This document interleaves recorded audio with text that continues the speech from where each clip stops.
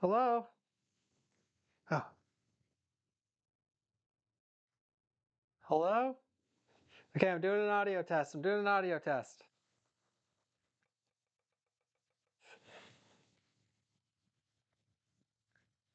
What about spaghetti and meatballs, guys? What about classic? It's the first show back. What about something classic? What about something classic? Something classic. Balls. Oh, wait. Here, and we can. One sec. All right. I'm going to put some stuff away. I'm going to put this in the freezer. Listen, if this show goes well, I'll do a cooking show often.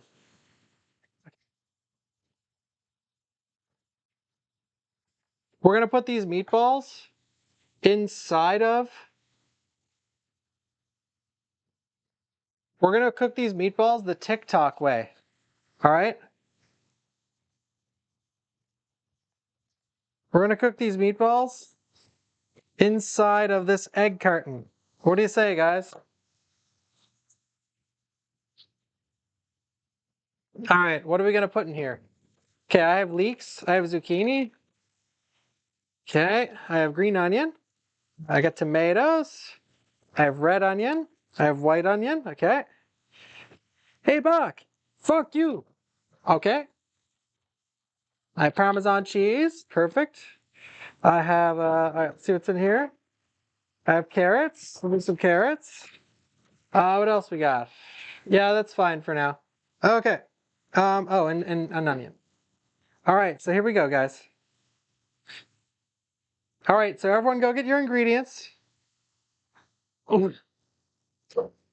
Now, here's the deal. If Distortion 2 raids us today, then he has to gift 1,000 subs to the channel. So I know you guys are thinking, that's like winning the lottery. What are the odds that he'd raid you today? I know, guys, I know. But if he does, he donates $50,000. Oh, shit!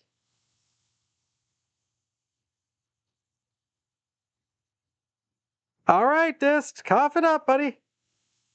Cough it up. Okay, sick. All right, guys, if you're just getting here, I learned how to cook from Distortion 2.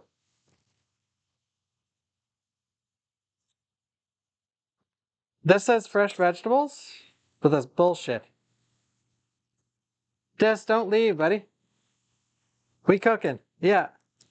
I have some old ass leeks here. All right, here. You know why these leeks are all crumbly and fucked? It's because I went to the grocery store the other day. I didn't know it was Remembrance Day in Canada. So I went to the grocery store and it was closed. So then I looked around for a while and I found an Asian grocery store. And so I said to myself, well, let's go in here. And all they had for vegetables were these crusty ass leeks. So I bought them. And now they're even more crusty.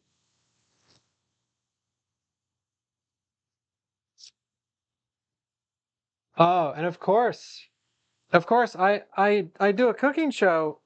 I do a cooking show and Dist raids the channel. I speed run, and where is he? He's nowhere to be found. Oh, he'll host the cooking, sure. But then I'm hurting for viewers doing speed runs. And I'm seeing Dist, he's streaming. I'm like, all right, he's about to end his stream. I gotta put on a performance to get ready for the raid. And does it ever happen? No. This is bullshit, dude. All right, guys, this is what you're gonna need because all of you are cooking along, right? Are you guys in chat all cooking along or what? All right, you're gonna need. Are you all cooking along? Okay, sick. All right, you're gonna need a carrot, 2 zucchini, 2 tomato, some an onion. Where are my onions? I'm down here. We're gonna need an onion, and we are gonna need a hero. That's me. Okay, you guys need to see more of the kitchen. All right, you ready?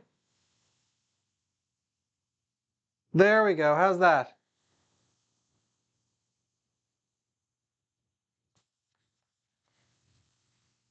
All right. Okay. What are we gonna put in here? All right. Okay. Any suggestions, guys? Breadcrumbs. Okay, breadcrumbs. Check. All right, breadcrumbs. Herbs, garlic, ragu, red, green, blue. I actually don't have herbs. I went to the grocery store and it was fucking closed. All right. Let's get some oregano. We'll get some paprika. We'll get some red chili. We'll get some crushed chilies. We'll get some caraway seeds, okay. We'll get some ooh, I have some Korean pepper. We'll get some mustard seed. Nah, actually, you know what? Where's the Korean pepper? Where's the Korean pepper? Here it is. Uh, is this it? No. All right, Korean pepper. Love this shit. Okay. And then we'll get some onion powder. Okay. Get some onion powder. Can you guys still hear me? Onion powder, and we're gonna just put in crushed garlic, all right? Here we go. Onion powder, oregano, Korean pepper, caraway seeds, crushed chilies, paprika. Okay.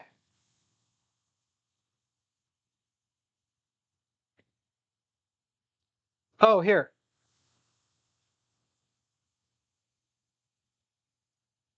I'm gonna put it on follower only mode because just chatting has the biggest fucking degenerate, brain dead little shits that roam around channels. Okay,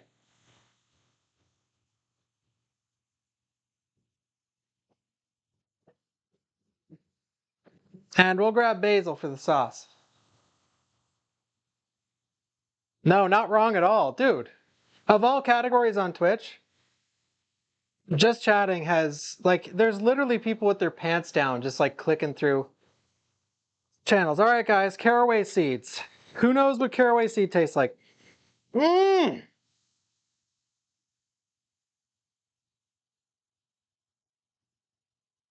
Popcorn. All right, we're gonna do some crushed caraway.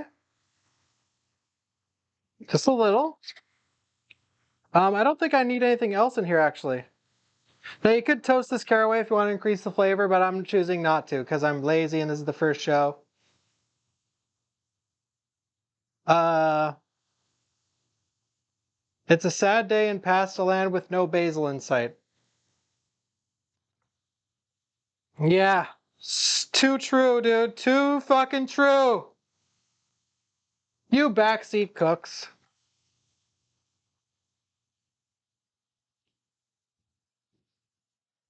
You know what's worse than backseating games?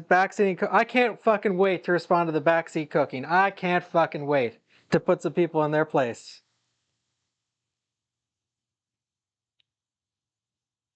Thank you, Beam, for the 7 months. And thank you, Mr. Womp, for the 62. Thank you.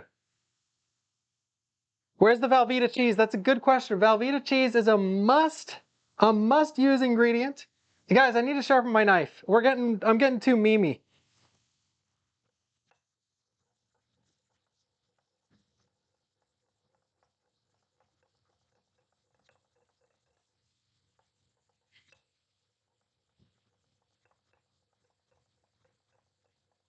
All right.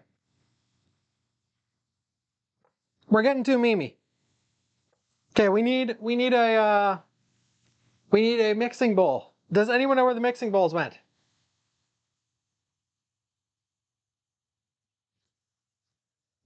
Now remember, guys, let me just for those of you who are here listening, um, this is just about the backseat cooking, okay? Now remember, it doesn't matter what people say in the chat. If you cook yourself or whatever else, when you're cooking in a restaurant, there is sometimes a specific way to do stuff, whatever you want to do.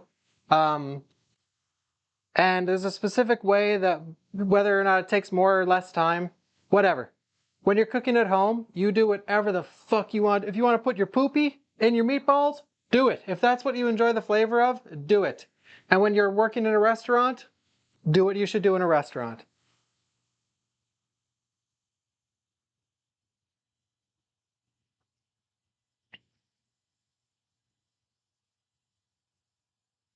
Okay, wait a sec. Okay, we need to sharpen my knife. Before we get started with this, let's just put everything in, okay? Let's get our meat ready. Are you guys here? Are you guys in chat? All right, let's get our meat in there. Gentlemen, ladies. Okay, you guys are gonna have to help me. I don't know how to cook. All right, so we're putting our meat in. Okay, now we're making meatballs, okay? Now chat, without Googling, what are some ingredients I should put in here? All right, what are some ingredients I should put in the ground beef? One sec, I can't see chat yet. No Googlers. I'll know. Egg, that's correct. Garlic, yes. Pepper, salt, breadcrumbs, yes. Oh, look at you guys. Oh my God, look. Oh, and here I was thinking we'd have to teach cooking to people. Everyone already knows. All right, let's start with the two basics. We're gonna put some pepper.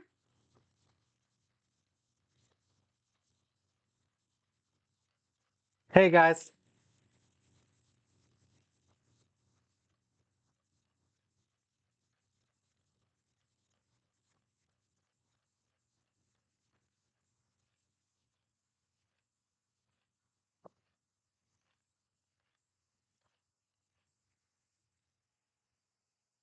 We're gonna put some salt, all right?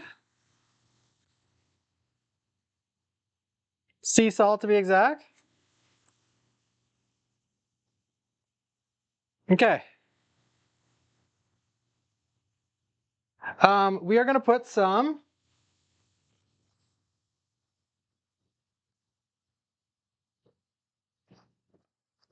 We're gonna put some Korean pepper. Who knows what Korean pepper is?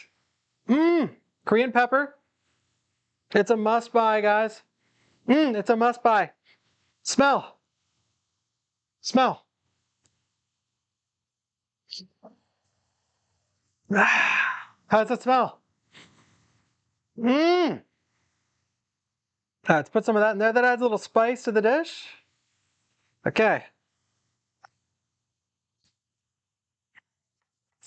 Put some paprika. A little bit of paprika, just a little. Okay. Just a little.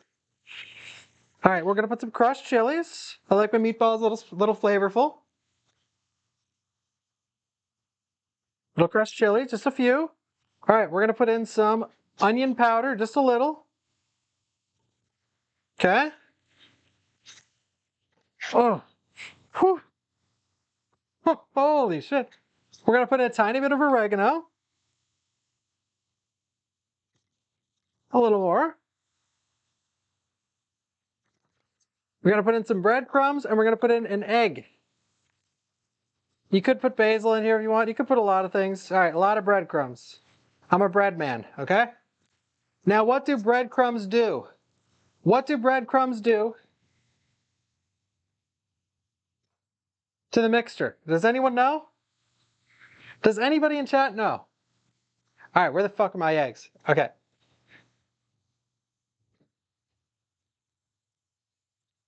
Egg, turn it into bread, lumpy, crispy. But it's eggs and breadcrumbs help a little bit of a binder. It adds a little bit of texture too. Yes. Oh my God, guys. Ah, I'm so proud. Oh. Okay, we have an egg here. Now, what's the best way to crack an egg? On a corner? On a flat surface? What? I don't know, guys. Throw it flat surface. Ding, ding, ding. They're right. On a flat surface. Now, should we add just one egg? Should we add two? Should we add three? How many eggs?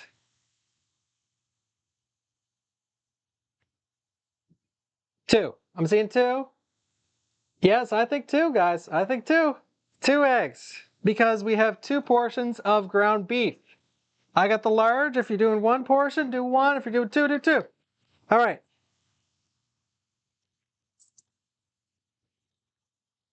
Now I know what you're thinking, Bach.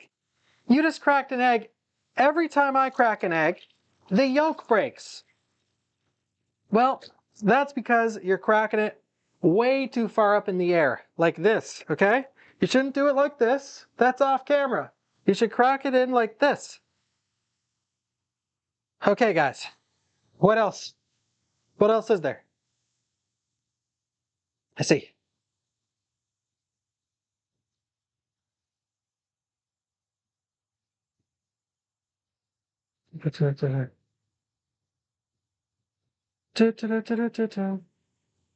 Okay. God, you know how easy it is to get chat activity going in a cooking stream? I love it. Okay, guys, now, what do we use to mix? What are we going to use to mix? Man, people that sense sarcasm are not going to like this stream. Our hands! Oh. Now, we just washed, okay? Let's do this. Are we ready? Do you guys want an up-close look?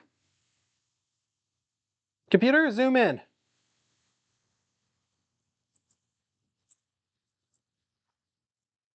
All right. We could have a little taste. There's a bit of raw egg in there. There's a little bit of ground beef, but that never hurt anybody. Okay. It's smelling good, but we're going to add a couple extra things to it, okay? All right, we're going to put this over here. We're going to put all these away, except the basil, because we're going to put some of that in our tomato sauce. All right.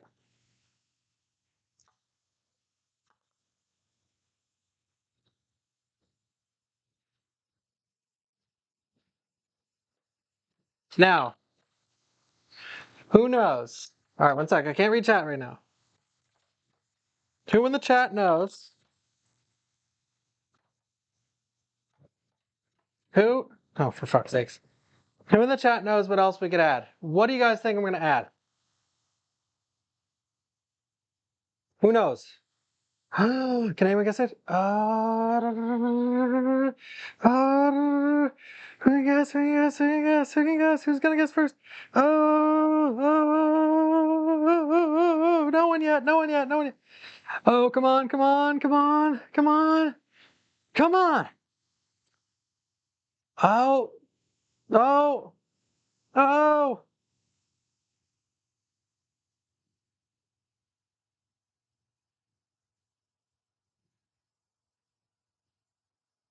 Mustard. He said it. Oh, he did it. I don't know who it was, but we're gonna add a little bit of grainy mustard, which I should have done before I mixed it, but I forgot.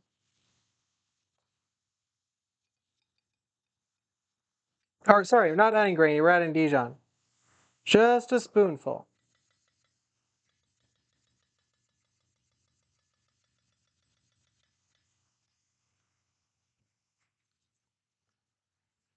Now, classroom, class, what will the mustard do? What will the mustard do? No milk, I'm lactose intolerant. A little bit, yes, it's another little bit of a binder. Yes, add a little extra flavor, some tartness. It'll go well with everything. Now you can, by the way, enough with the memes. You can add really anything you want to add to meatballs. It's really just experiment as you go on. Like if you do, there's a lot of people that actually can't cook in chat, or I'd say probably most. Most people in North America don't really know how to cook because the education system doesn't really teach cooking that much. So unless you go to culinary school or you watch a lot of TV or your parents teach you how to cook or your friends teach you how to cook, it can be brutal out there, folks. But regardless, you can put anything you want in this.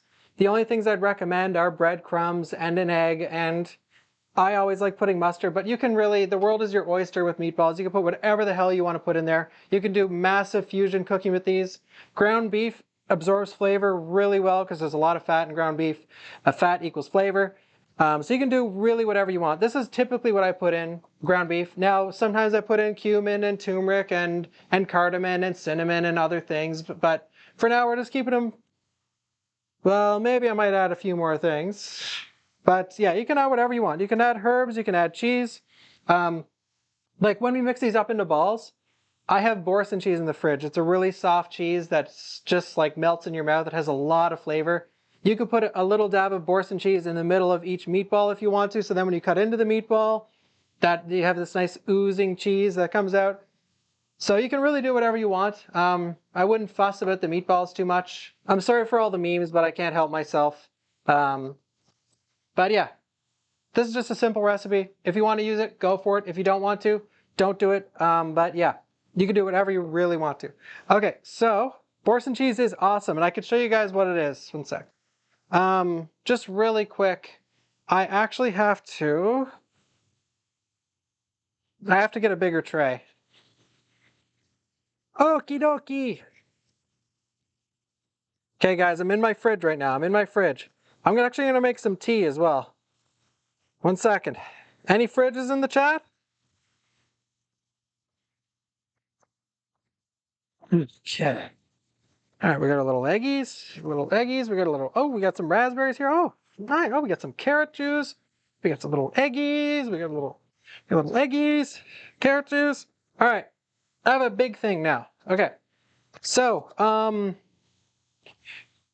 right, there's a few ways you can cook meatballs, by the way. We're not going to jump into it at the moment, but this is a really trendy way to do it. It's all over like TikTok and Instagram and all those other places. And a lot of famous chefs back in the day and even in the current day use this method to make meatballs. But this is actually not how I make meatballs, but I'm just doing it for the sake of the cooking show. I think it's a little more entertaining. So you just take an ice cream scoop like this. Scoop it up, plop it in, scoop it up, plop it in, scoop it up, plop it in.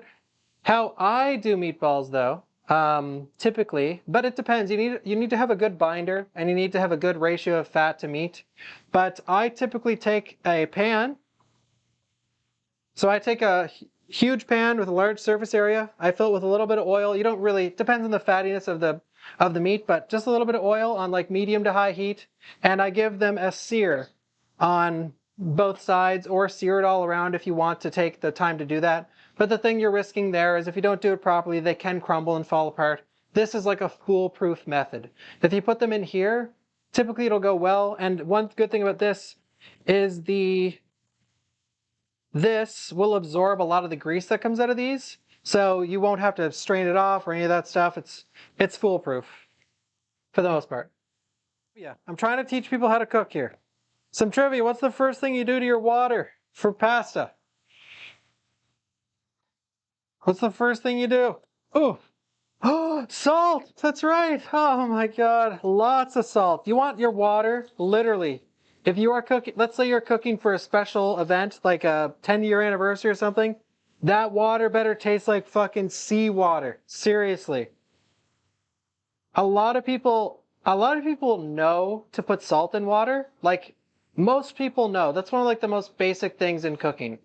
I know to salt my pasta water, but here's the actual embarrassing, or it's not embarrassing, but here's the actual like common mistake. Most people don't put nearly enough salt in the water. MSG's bad. Fuck you, Bach.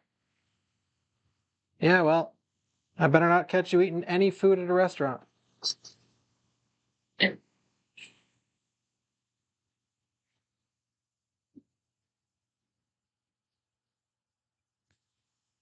Are there any chefs in the chat? Is there anyone that's an executive chef at a restaurant in the chat? But we will use some of this water for the pasta sauce. All right, so we gotta wait for this to come to a boil before I start my pasta. You don't drink it. Pepper your water. You can actually put more in the water if you want to. You can boil your pasta in chicken stock if you really want to. But if you want to spice up your water, I recommend making a sachet of like thyme, bay leaves, rosemary, whatever else you want to do. I like mustard seeds. I like carrot peel sometimes. Asparagus stalks are really good. Pasta. Pasta. Okay, oil. One thing people have to realize, and this is why backseat cooking is hilarious. One thing people have to realize right off the bat of cooking, most things are up for your own interpretation, and most things are not like, this is an industry where a lot of chefs will be like, no, this is how you do it. It's like, no, it's not. This is how you do it. You'll see Gordon Ramsay fighting with other professional chefs about how to do the most basic things like salt water. But yeah, in terms of oil inside of, in terms of oiling your water for pasta, you know what I do? I just do it randomly. It's like, do I feel like oiling the pasta water? Sure, then I put some in. If I don't feel like it, I don't do it. Do I find a difference anytime I oil the pasta water? Not really. But, you know, because most of that oil comes off as soon as you strain it. And also, one negative to oiling your pasta water, this is just one negative. When you oil your pasta water, now take this with a grain of salt. When you oil your pasta water, you almost always will use your pasta water to flavor something else that you're cooking at the same time. So my tomato sauce will get some of that pasta water added. Let's say I had oil in that water. That oil, unless, I mean, you can just do this, and then the oil goes to the edges of the pot, and then you can take water from the middle. But let's just say you don't know that, because a lot of people don't. Well, you're just going to be making your sauce oily. So,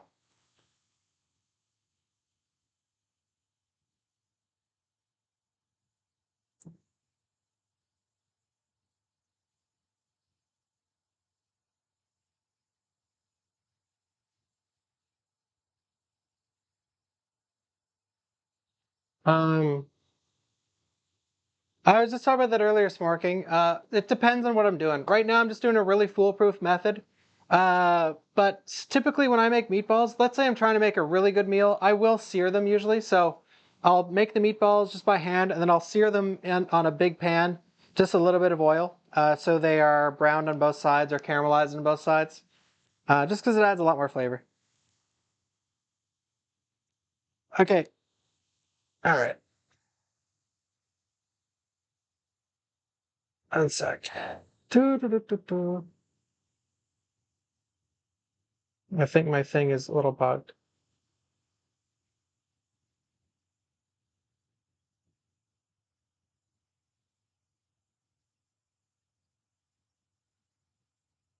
Okay, I think it's good. Sorry, let me catch up in chat. Thank you again, Jumbo, for the 19 months. Uh, Lily, Naya, you're being really annoying with the backseating, and you're annoying everyone, clearly. Okay.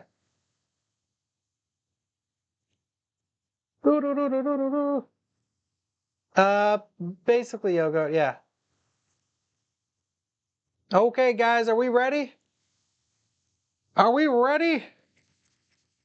And if you're backseating someone on cooking based off what your grandma taught you or your mom or dad taught you, never fucking do that, please. People don't realize, if you have a Mexican friend that's like, I'm gonna make you an authentic Mexican meal, dude. Here, this is what my mom used to make me.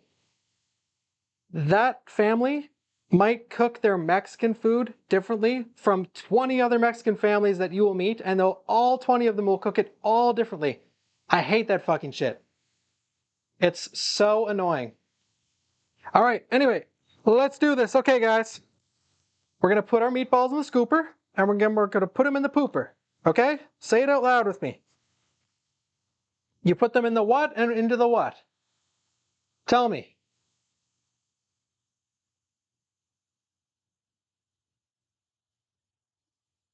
Pooper? Yeah, scooper into the pooper. All right. So scooper, push it down into the pooper.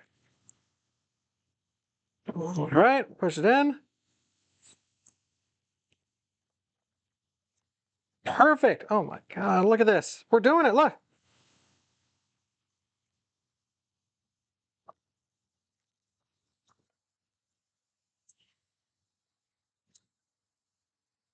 Okay, scooper into the pooper. Okay, scooper into the, wait for it, pooper. Now, you can leave a space in between. It's probably safer to leave a space in between, like do it like checkerboard style, but um, it's whatever. It'll be okay. As long as you put this on a sheet pan. By the way, if you do this at home, please put it on a sheet pan or put it on something, because there will be oil that comes off the side, or there will be oil in general. So make sure you put it on something, okay? Promise? Okay.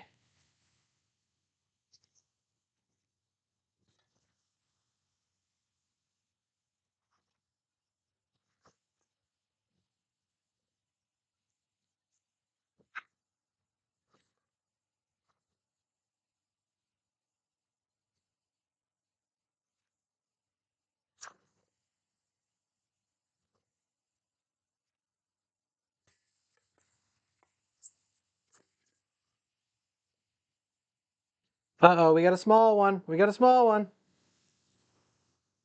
Now, if you don't want this one to overcook, take it out early. Do you think I care? God, no. All right.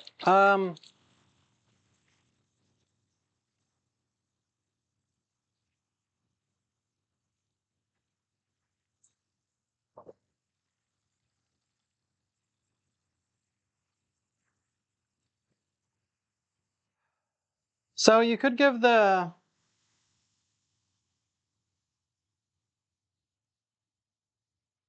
Who's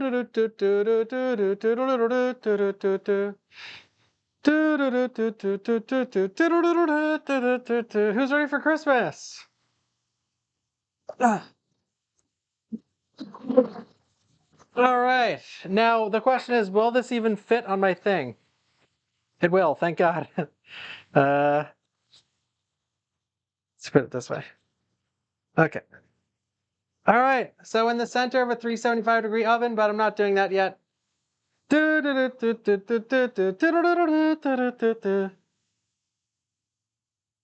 nice, Dad versus Evil. Thank you. Oh, that's awesome. Beep, beep, beep, beep, beep, beep, boo, boo.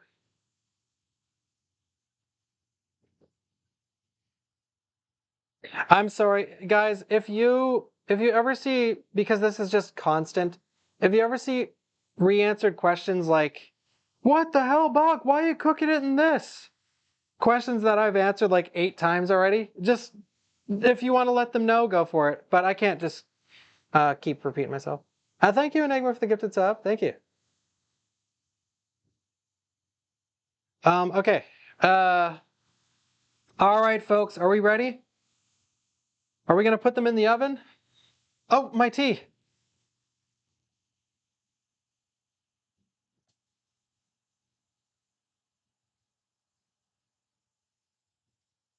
My tea.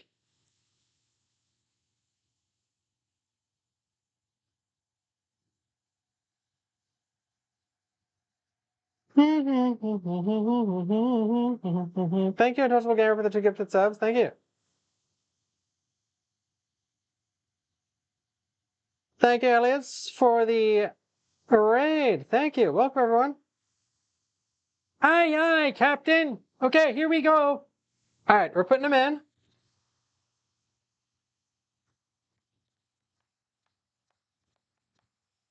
And how long are we going to put them in for, folks? How long are we going to put them in for? And oh, it's really important. Always, when you open an oven, always make sure to shove your face in it when it's opening.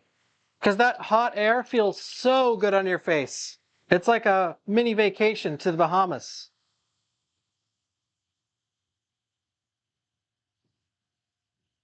Yeah, well, we can check it at 30 minutes or probably 40. All right. So, collaborate and listen. We're going to start our pasta sauce. We're going to start our pasta sauce with a carrot and an onion. Okay? Now I know what you're thinking. Bach, fuck you, dude. Hey, don't talk to me like that.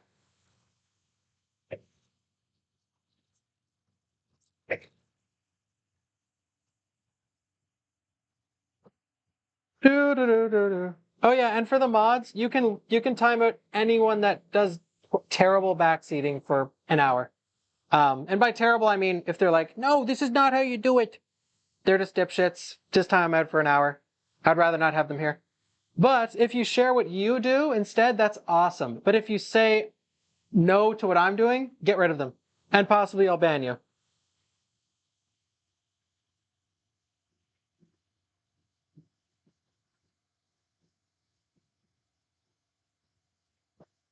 You don't understand how you can backseat cook? You have an extreme mental disorder. That's how you backseat cook. Okay, one sec. I need to finish this tea.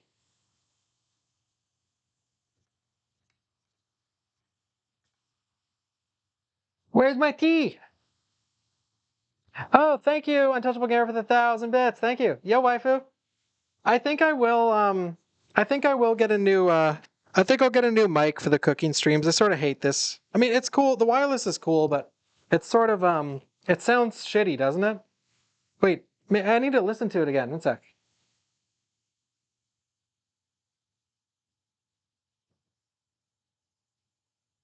Yeah, Enigma, it's bad.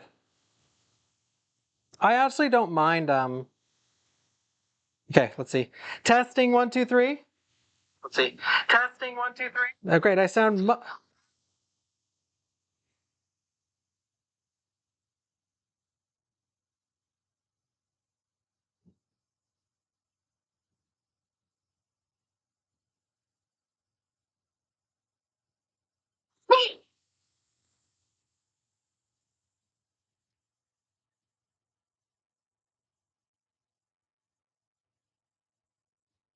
All right. By the way, I don't mind. I don't mind like cooking together. I love that shit actually. I love helping people learn how to cook and cooking with you guys and doing the ingredients you want to do and experimentation, unless it's like crazy stupid like add mayonnaise to your pasta water. But when that like the person earlier is like, "Oh, my grandma never did this." Oh.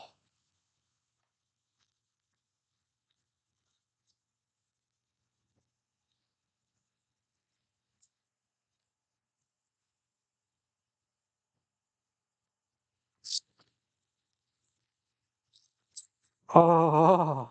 I honestly sort of baited myself into I honestly baited myself into the comments, or some of the comments, because my title literally says I can't cook. But if you guys didn't know, I did go to culinary school. I actually went to one of the most prestigious culinary schools in North America.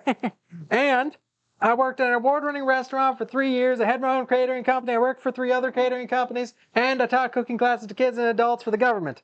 Okay, now you got my background. It's tea time, baby. It's tea time.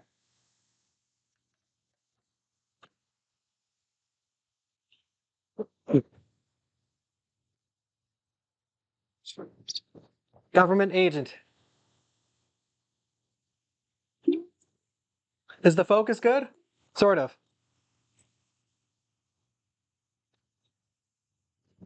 All right, we're going to sharpen the knife. You guys ready? So you want to, if you want to sharpen your knife at home, you just like you're cutting an onion. You just go like this across the rock.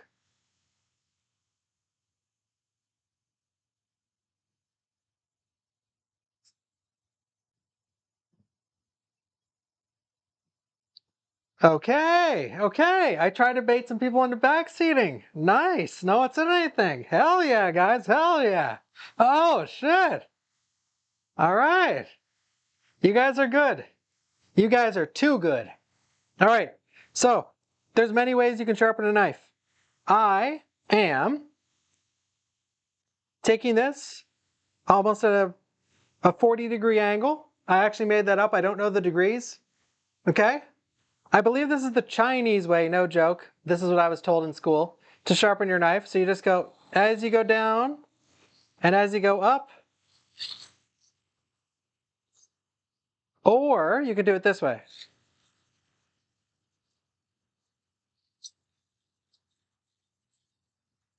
You guys can't hear the sound though. That's not fun. But I believe this is the Chinese method.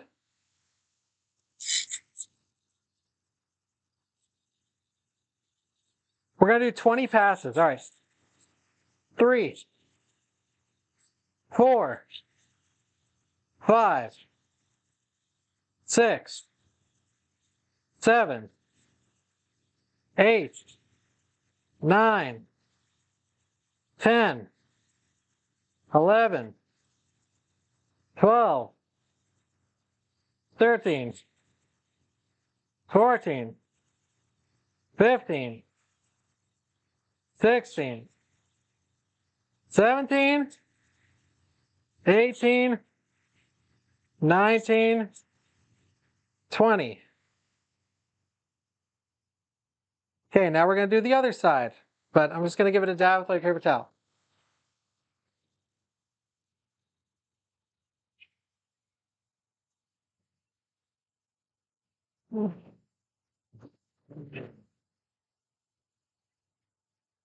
Give it a dab.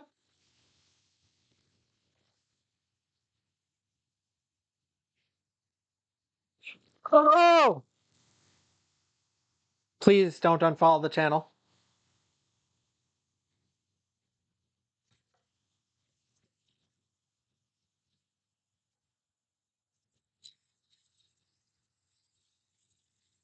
Wait, it's this way. Oh no, you guys distracted me. I forget what way I was doing it. Guys!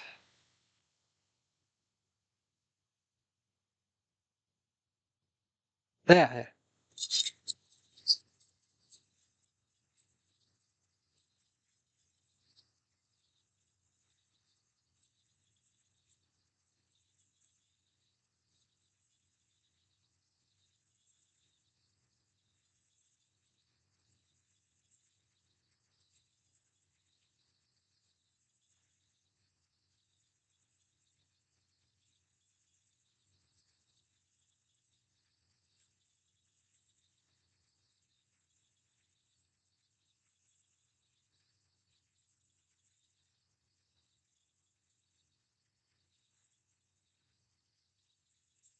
All right, I was so focused on what I was doing, I forgot to count. Okay, good enough. All right, now you can, the water's boiling, PogChamp. You can, all right, sharp enough. Now I have a diamond steel here, a diamond steel. All right, we can sharpen this way more, and I can use the other side, but I'm just too lazy, and it's sharp enough. So, all right, we have a diamond steel here. Okay, you can sharpen your knife anyway. You could be like Gordon Ramsay and stare at the camera when you do this really fast. Oh, one sec.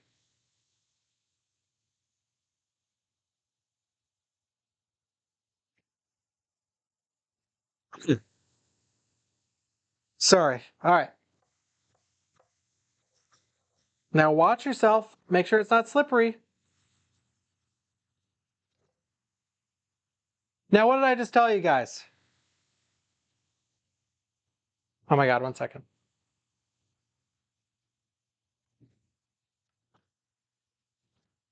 All right. Do do do do do do do do do do.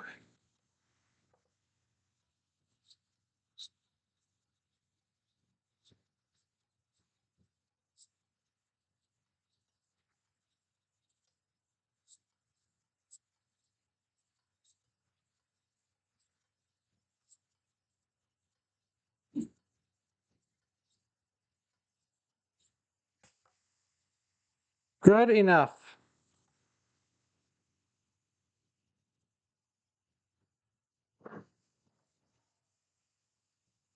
Do do do do do. Oh, nice, Frank. Well, that's awesome. How do you, not just good enough. Thank you, bees. I really appreciate it. All right, should we start? We can't boil the pasta water yet. It's not ready. It's not ready, guys. Oh my God, I don't even, you know what? I don't even know if I have spaghetti. I let you guys choose basically what I was doing. Do I even have spaghetti? Uh, well, wait, I have, oh, even better, I have linguine. I like linguine way better for everything. People use spaghetti as a standard for, whatever. I heavily prefer linguine. I like linguine way more. I'm not making my own pasta because I don't want to. I don't have a pasta roller.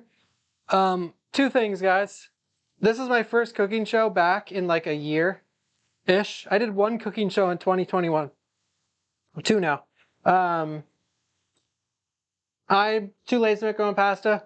Too lazy to make my own tomato sauce as well. They're both, well, pastas can be difficult to make. Tomato sauce is really easy to make. Um, but I want to get this stuff used up. I have some tomato basil. By the way, do not listen to what anyone tells you except for me, because I'm always right and I'm a human being.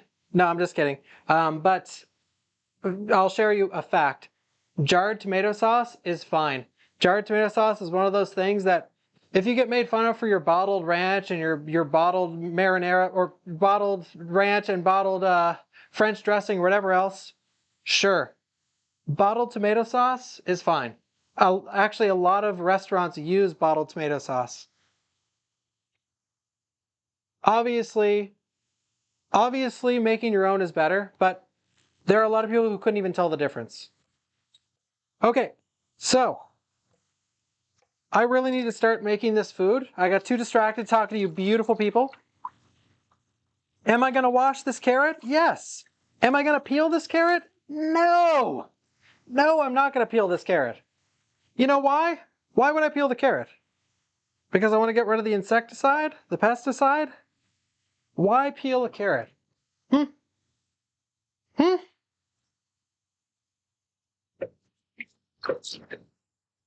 Why? All right. I am all out of whack, guys. You guys are, yeah, I am too lazy. So, in a professional restaurant, I'd probably peel the carrot. Here in my house, I do not give a fucking shit, dude. Same with potatoes. You will not, on this cooking show, you will not see me peel a potato. Maybe, maybe sometimes, but rarely. No interest in that. All right? No potato peels. Okay?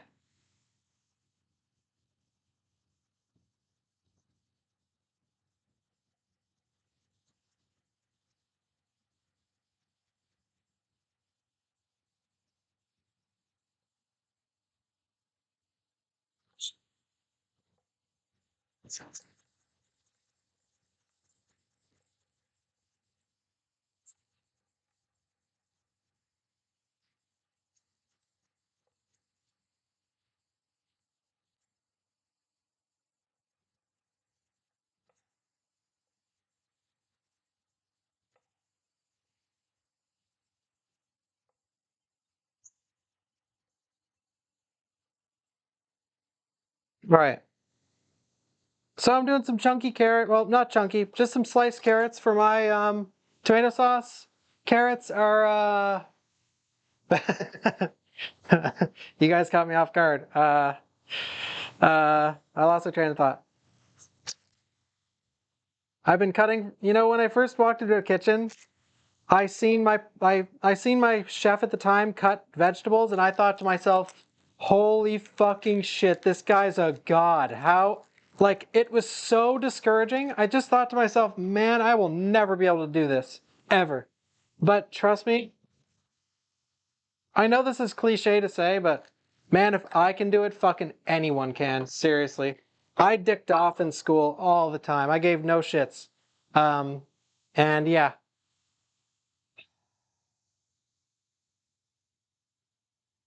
do do do do do. Any practice? Any tips for practicing cutting technique? Just do it all the time. So I'm going to dice this onion. So if you are making this for a restaurant setting, yes, you would want to do a small dice for the carrots. Yes, you'd want to do a small dice for the onion. Yes, if you did celery, you want to do a small dice.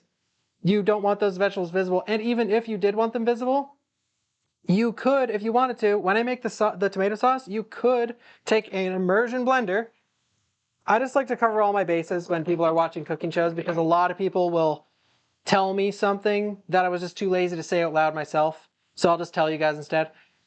If you want to cut it chunky, well, guess what? You could take your immersion blender, put it in the pan, and blitz it together. And then, so an immersion blender is just basically a blender that you can carry around, like a portable blender. You stick it in the pan, you blitz all the food up, and it just improves the flavor of the sauce. I am not doing that because, guess, I'm too lazy. But yes, you can do that if you want to, but just for fun, I am going to just throw in chunky vegetables, have a chunky spaghetti, because that's what I'm choosing to do. Okay, so we're gonna cut right here. Be very careful when you're cutting onions, guys.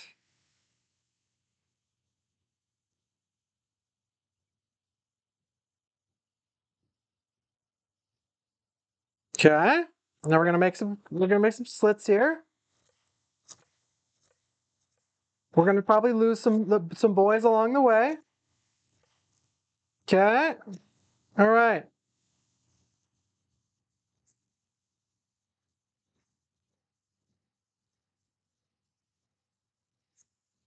Now, when it gets to a dangerous position, flip it over on its side like this, if you can see. I don't think you can see.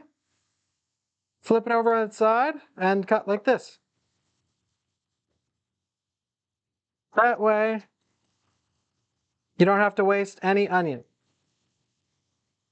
Well, or you could just be too lazy and not bother, but typically if you're cutting an onion, that's your waste. Even less is possible, but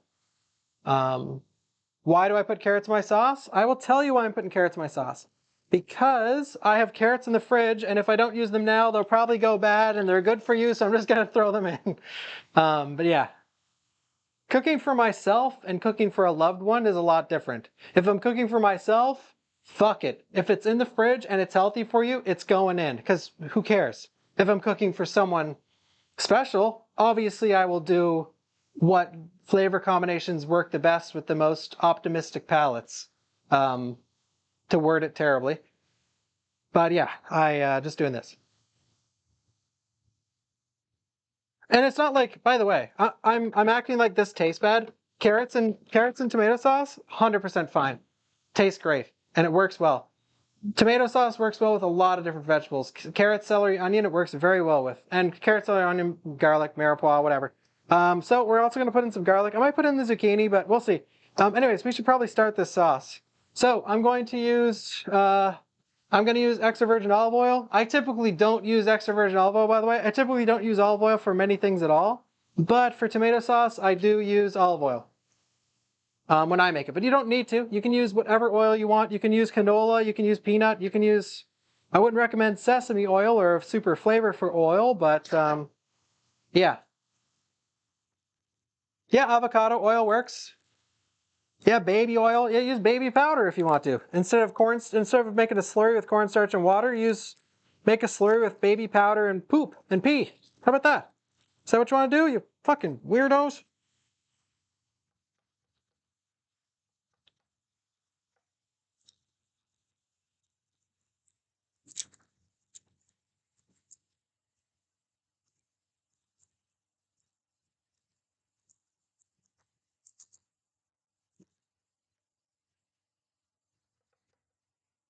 All right, so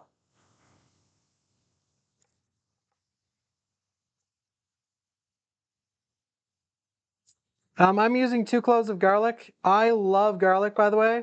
I'm just gonna slice it up. It can be nice and chunky and visible in the sauce. It's fine.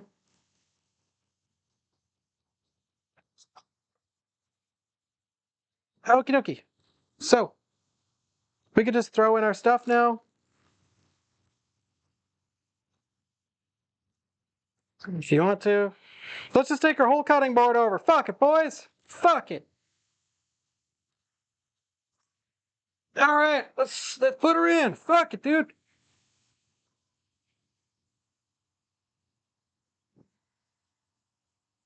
Let's just put it all in. Actually, I'm gonna fry this off and then add the garlic later. So, that's a big cutting board. Holy shit, Doc. That's crazy, dude. My linguine. Okay, now when you're cooking pasta, you always want to break it in half. So, so it's imperative that you break it in half. Um, so take it all and hold it like this, and then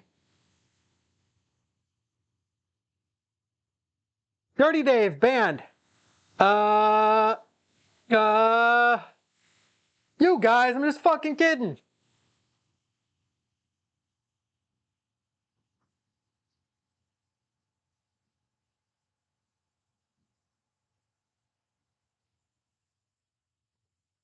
No, don't ban him. I was joking.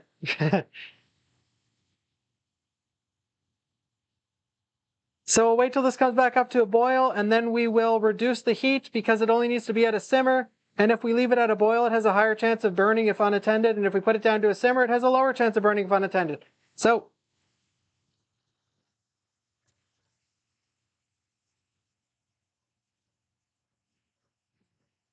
yeah, I forgot we were making. Oh my god. Oh my god, I'm so stupid. I forgot we were making meat. In my head, I was like, why am I taking so long to start cooking this meal? And now I've realized, oh yeah, we're still cooking the meatballs. Sorry, I get so caught up in chat and cooking, I forget. Thank you, just chilling for the 51 months. Not that it matters, by the way. You can just put a cover on the tomato sauce, or just let it simmer down a little more than you were. Oh my god, this fuck.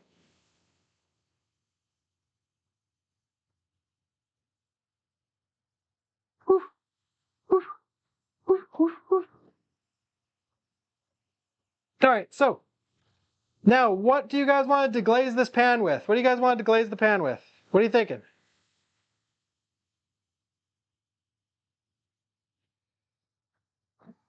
White wine, red wine, milk, mayonnaise, white wine, white wine. Everyone says white wine. I'm doing red wine, baby. I'm doing red wine. You can do white wine if you want to. Depends on flavor of your sauce. I'm doing red. I'm doing red because I'm a baller.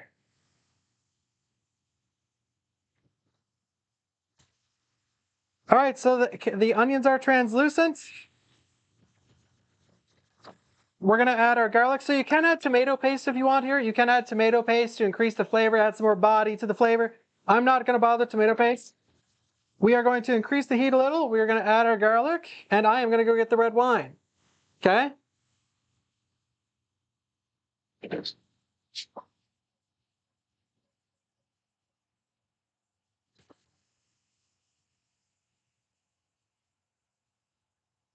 All right, so we want this pan smoking hot for the red wine. I've got like no room in my kitchen. Makes me want to cry. Okay. All right, so we want the pan smoking. Now, why do we want the pan smoking hot for the wine? Oh, I have Hermit. Hermit is bum wine. Hermit is bum wine. The fond. The fun. Hey.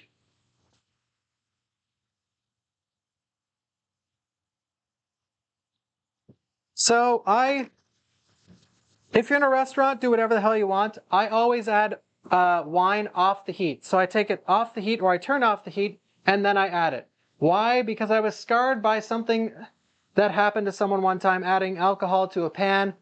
The alcohol lit on fire and shot out the bottle from his hands. So now, ever since I seen that, I add wine off the heat.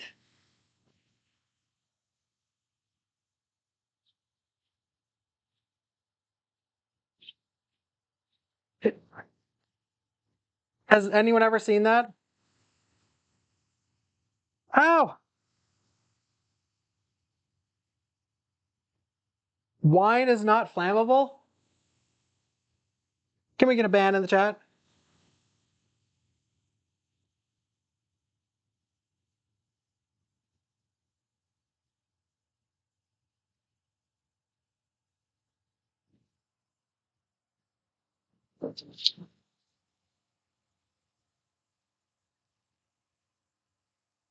All right. So I will flambe this, but it's hard. I don't know why my oven is not good at flambe. It doesn't work. It works easy when you're at work, but man.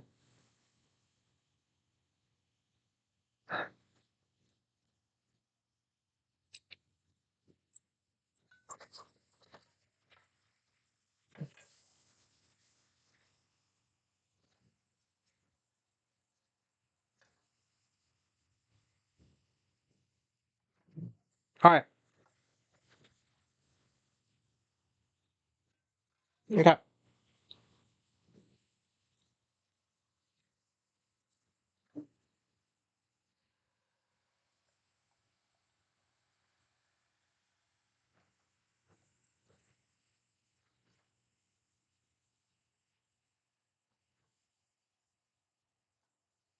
Wine is not flammable, they say. Oh yeah?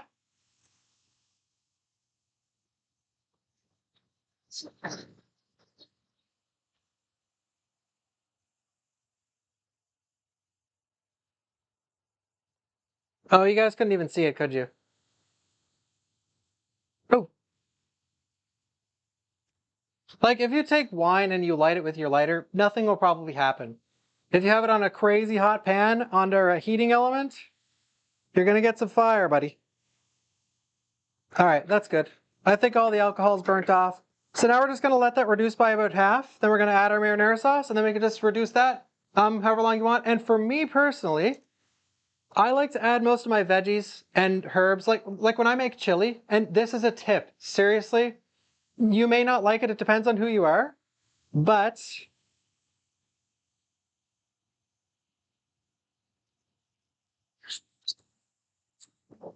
All right.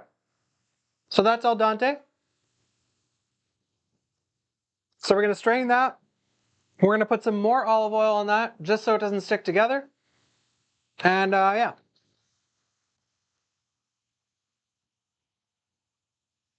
So you want to strain it. Oh my God, I forgot to put pasta water in the fucking... You guys distracted me.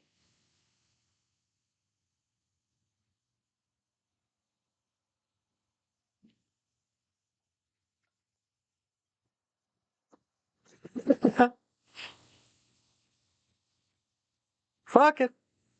There we go. We got pasta water, baby.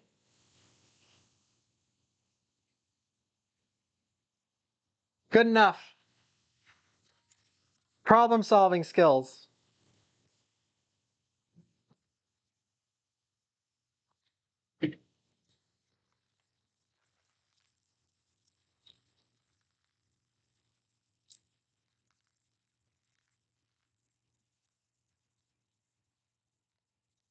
All right.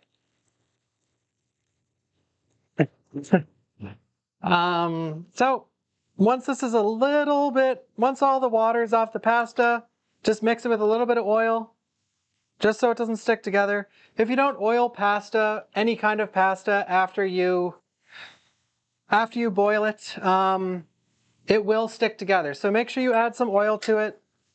Don't walk away. Add some oil, and then it will last quite a while.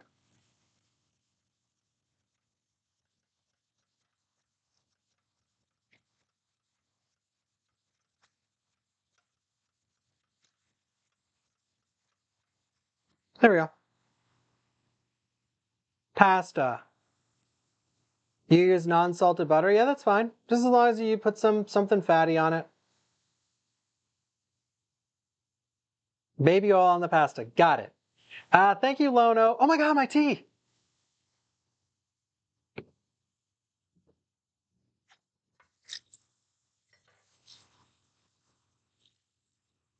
I have a one compartment sink. Cringe.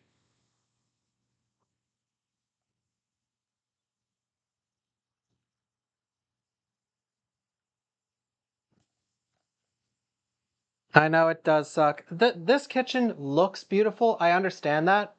But that's what it is. It's a beautiful looking kitchen that is bad to cook in.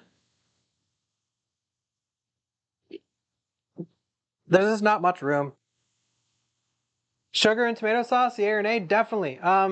Actually, usually when I make tomato sauces, I just didn't do it today because I'm so distracted. You guys have to realize I haven't done a cooking show in so long. I'm usually on the ball with cooking shows, but my brain is like super scatter. Typically when I do a tomato sauce, no joke, when I make spaghetti or spaghetti, I typically don't make traditional spaghetti like marinara, basil, onions, garlic, yada, yada, yada. I know what traditional tomato sauce is like, and I know what traditional or classically what olive oil, garlic, onion. I don't ever make it like that. I typically make my spaghetti with a reduction of Worcester. Oh shit, it's the word that literally everyone pronounces differently in the entire world. Worcestershire. I do a reduction of that and brown sugar and usually balsamic vinegar. And that is how I start my pasta sauce. Or that's how I start my tomato sauce. But today I thought I would just do whatever. I mean, I can add those ingredients to the sauce right now if I want to, but yeah, that flavor combination. You know, guys, let me tell you a funny story about Worcestershire sauce. Let me tell you a funny story about W sauce, okay? I had two people in my chat, 2 separate days, 2 different people. Both said they were from the place that the sauce originated from, and both pronounced it differently. And both of them got mad at me for how I pronounce it. So, fuck that word. And hey, this is how culinary pronunciations work in the industry. Let's say you pronounce spaghetti, spaghetti, okay? Or sorry, let's say your executive chef pronounces spaghetti, spaghetti. If you don't call it spaghetti, you're wrong. In the industry, it's not what's right. It's whatever the head chef says, that's the correct pronunciation. If you make fun of him, you're fucking fired. Or he'll treat you like shit. However the head chef pronounces it is how you pronounce it. And listen, boys, I'm the head chef in this stream. It's Worcestershire sauce, okay? All right, we're gonna do... Here we go. Tomato basil.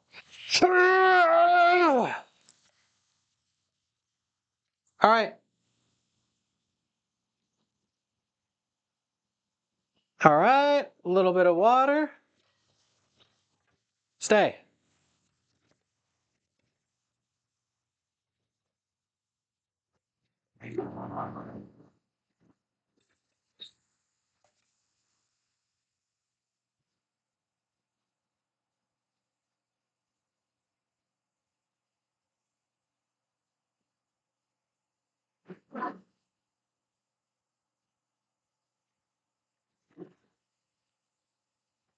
So if we want to, like right now, I could add the Worcestershire sauce. I could add that right now if I wanted to. We could add the balsamic vinegar. We could add the brown sugar and the Worcestershire sauce. But I typically like it as a reduction. But we could add it just as an example. I mean, fuck it, I'll do it. So when I do these shows, I know the elitist way. I'm aware of all the elitist tricks to do when you're in a restaurant-style kitchen. And I'm also aware of what it's like, of how intimidating it is to cook for yourself, because you always think you're doing something wrong. I said I like doing a Worcester and balsamic and brown sugar reduction for my tomato sauces. And if you're at home thinking you don't know how to do a reduction, don't sweat it.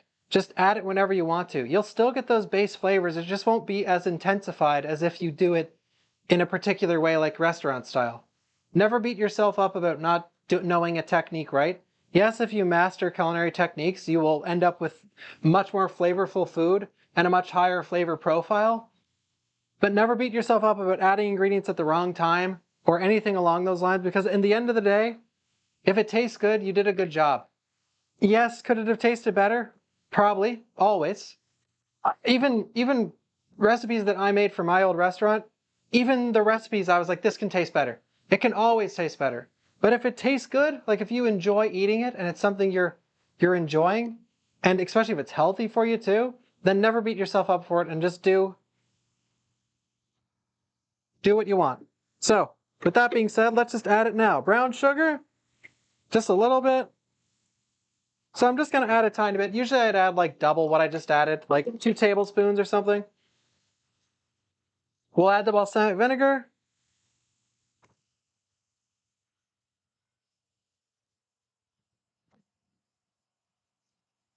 Just a little bit. And we will add the Chester sauce. Like this.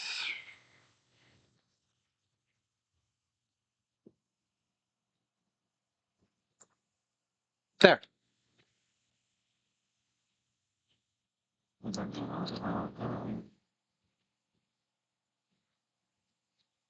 And here is the most important thing in the kitchen.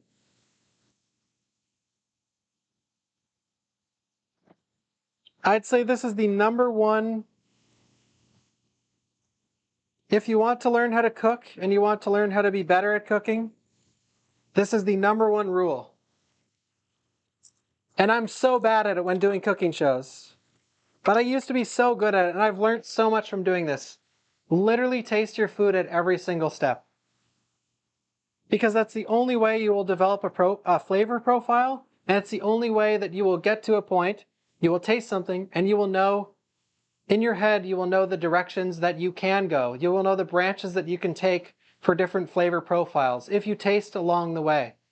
It's just a super important thing. It's super simple, but a lot of people just don't do it. And even if you do it and you don't understand the flavors, it's how you learn.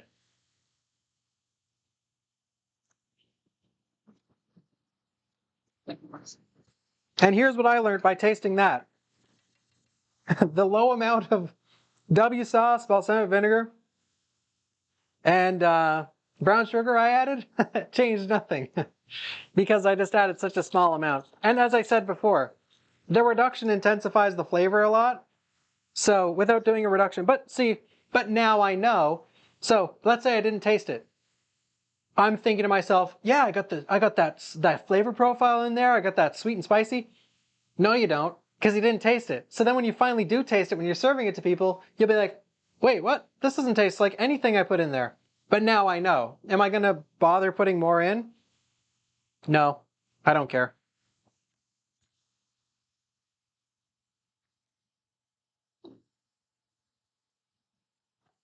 But it is a good way to develop a good flavor profile for yourself and just expand your knowledge on ingredient sections to go with your whatever pasta sauce, whatever else.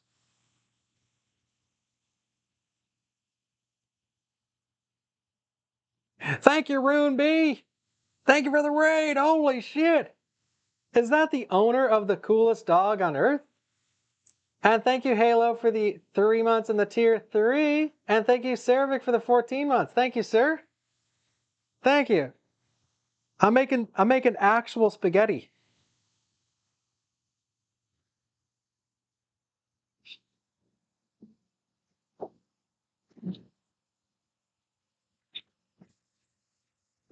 Spaghetti and meatballs. I was actually going to cook a lot of different things. Oh, and I lost track of what I was saying earlier about the ingredients. 1 second.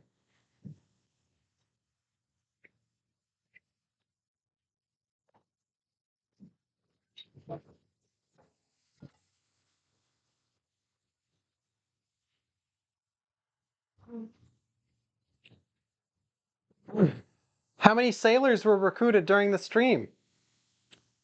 Oh, I have no clue, Heaven Spike. I was going down that road a while back. Um, so yes, what I was saying earlier about the ingredients I have here, the tomato, the green onion, and the zucchini, you can add those now if you want to. I don't recommend adding green onion early into most dishes. In Asian cooking, green onion is added very early a lot of the time, and just added in a lot of things. And that's fine. The bottom half of green onion is much better to cook for a longer period of time, and the top half of green onion is much better to add as a garnish or right at the end because they'll break down very quickly. But when I do pasta or when I do tomato sauce, spaghetti in this situation or in this instance, I will add my tomatoes and I will add my green onion and zucchini almost right at the end of the cooking process. Zucchini breaks down very easily in high heat. Well, it depends. You can take the seeds out of zucchini and it won't break down as fast. But if you don't take the seeds out of zucchini, it will break down and it depends on how you do it, but it could end up making your sauce or dish mushy. Oh!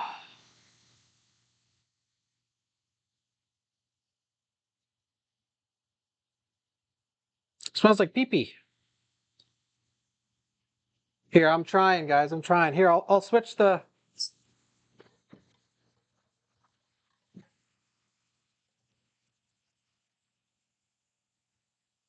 Okay, are they ready?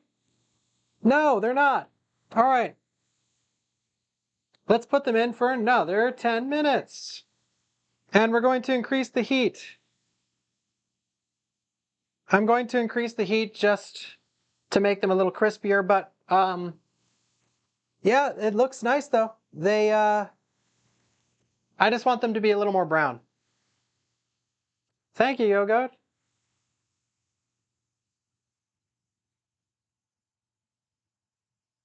What if you sprinkle sugar on them? Yeah, that's a good idea if you want to brush them with honey, if you want to brush them with brown sugar, if you want to brush them with maple syrup. Maple syrup in this instance would be very would be very good.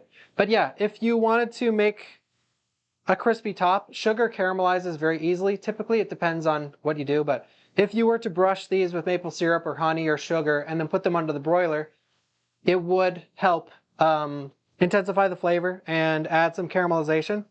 But I'm just gonna put the heat up a little bit.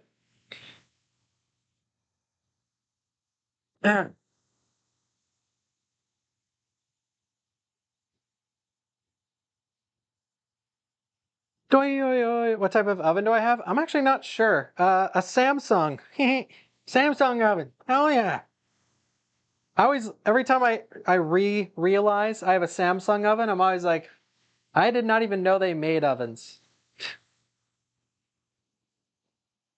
Samsung oven, hell yeah! Yo, virtual apprentice, nice to see you. My oven is in 1440p with 165 hertz ultra fast refresh rate with a QHD 2560 by 1440p display. What do you guys think? So, earlier, I forgot to explain this. A lot of people don't know this actually. At the top of your pepper grinder, if you loosen it, you will have chunkier pepper. If you tighten it, you will have finer grind. Chunkier is good for proteins. Like if you're searing a steak on a barbecue, you do want to loosen this and you want that cracked black pepper flavor. But if you're doing like a pasta sauce like this, I have it not super loose, but not super tight either. I want to be able to taste the pepper, but I don't want it to be overpowering in any fashion. I'm not going to salt this either because the pasta water, as you remember we made earlier, had a lot of salt in it. We added a little bit of pasta water to the sauce. The salt from the pasta water is enough to intensify the flavor to the point that we don't need any more salt.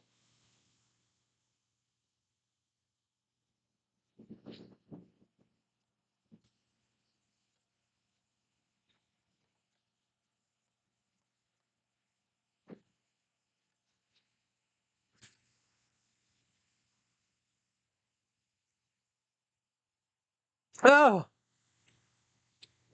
tastes good. Yo, Selena. I think I recognize that name from a ton of trending Twitter memes. Maybe. I've never had IKEA meatballs. The oven cam's in the corner. It's in the corner. All right, are these ready yet? Can we eat? Oh, they're beautiful. Oh. All right, let's take a wait. Oh, sorry. Derp. That was just my timer for my temperature. All right. Oh, do you guys want to taste? Here, one sec. Here. So it might be a little hot. It might be a little hot. All right, everyone go. Ah, here you go, guys. Here you go. Here's Soup Troopers. Open your little pecks. Open your little peckers, your little beaks. Open your little beaks. There you go. There you go. How was it? How was it? Hmm. Ah, this is actually very good. It has great flavor. Not a lot of ingredients are in there, but the flavor is there. Okay. Guys, finish this sentence. Cheese is best served at. Cheese is best served at. Finish that sentence. Finish that sentence. Room temperature. Oh, Grills McCoy. Oh, shit. He knows. He knows. All right, so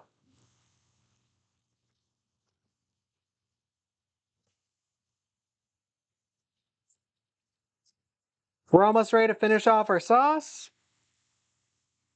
So I'm just going to cut off the ends. And we're going to put these in my food storage bin for later.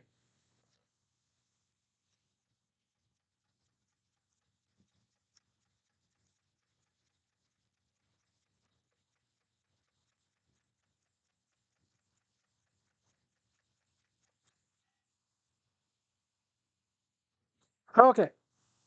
We're going to save the ends for later. Because I have a ton of stuff. I'll probably do another cooking show tomorrow because I do have a lot of leftover ingredients. I sort of YOLO'd this cooking show. I just booted it up with nothing on the table and was like, all right, let's just make something. Da, da, da, da. Thank you, Selena, for the 2 months. Thank you. Enjoy. Maybe, guys, maybe. I think I'm going to order a new mic, though. It's pretty muffly, isn't it? I mean, I could just use this mic as backup, but I think I'm just going to order like a table mic or something.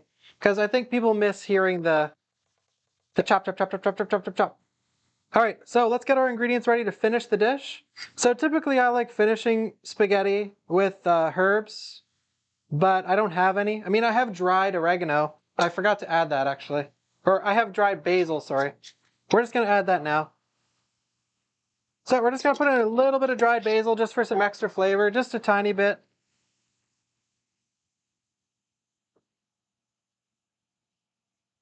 You can add some oregano, you can add whatever you want. Basil goes really well with tomato sauce, specifically spaghetti. Um,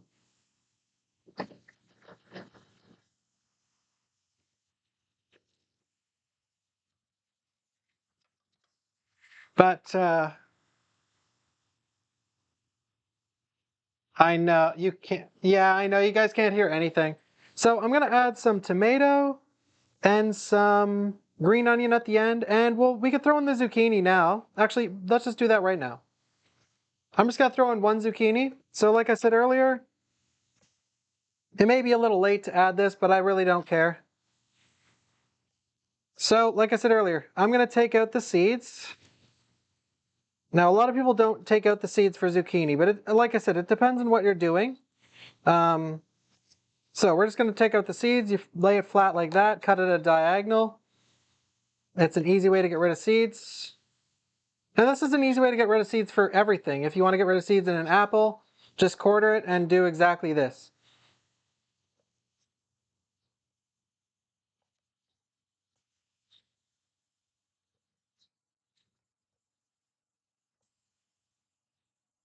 And you can save these and do something with them if you want to. I'm not going to bother because I don't want to.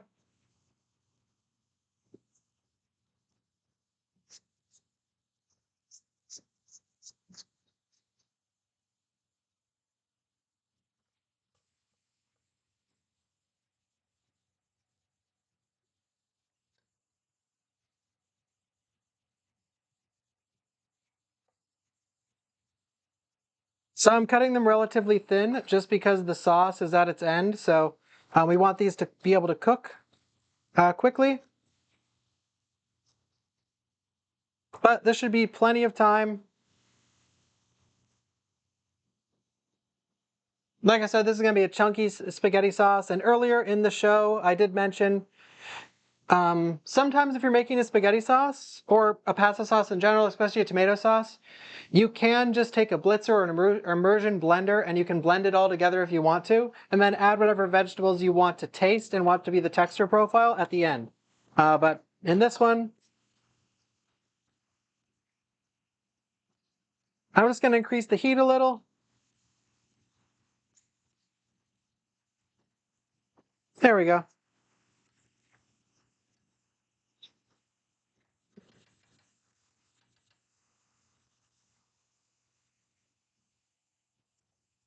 All right, and the meatballs look awesome.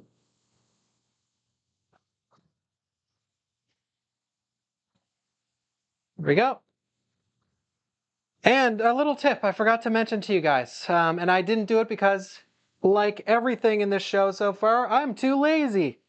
But this is what you would do at a restaurant, and I highly recommend you do this if you're a beginner at making any kind of flavored meat or anything along those lines. When we were making the meat, okay? Take a piece, a little piece, fry it in the pan, okay? Then try it. So then you know exactly how the meatballs are going to taste. It is a really good way for meatballs. It's a really good way for sausage. Take your meat mixture, fry it for a second, then try it. So let's pretend I did that. All right. So we have our little fried piece right here that we just fried in the pan, okay? Now I know. It's very good. Now I know to add more ingredients. On top of that, one good thing, if you overcook your meatballs, or if you undercook them, let's say you overcook them, the pasta sauce will compensate for the dryness of the meatball for the most part. And let's say you undercook them and you don't want to put them back in the oven, you can finish them in the tomato sauce, which is what I recommend. These are done. These are more than done. They're fine. But if let's say they were a little underdone in the middle. So how you can tell is just take it, cut it in half, and as you can see all the different herbs and spices we added in there. Well, it's hard to see because it's not focused, and you can see it's fully cooked all the way through. So yeah. And one awesome thing about using the ice cream scoop like I did, you guarantee that each meatball is the same size, which guarantees that they will all evenly cook if you put the pan in the center of the oven.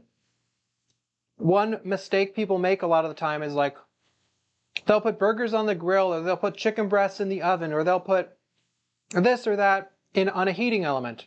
But let's say you have a chicken breast like this, and chicken breast like this, this one needs to come out first.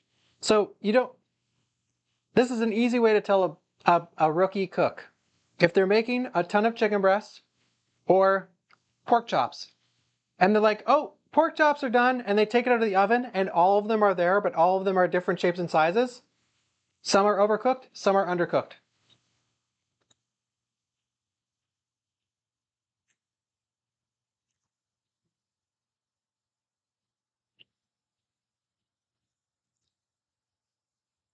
Ooh, you guys want a bite? Here you go. Here.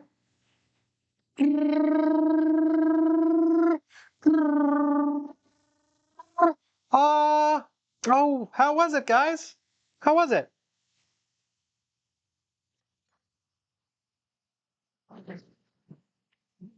Mm, mm.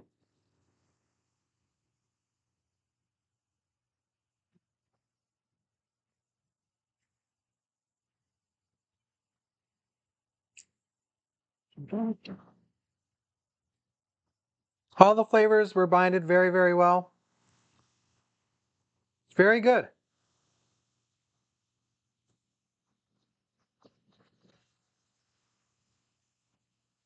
Mm.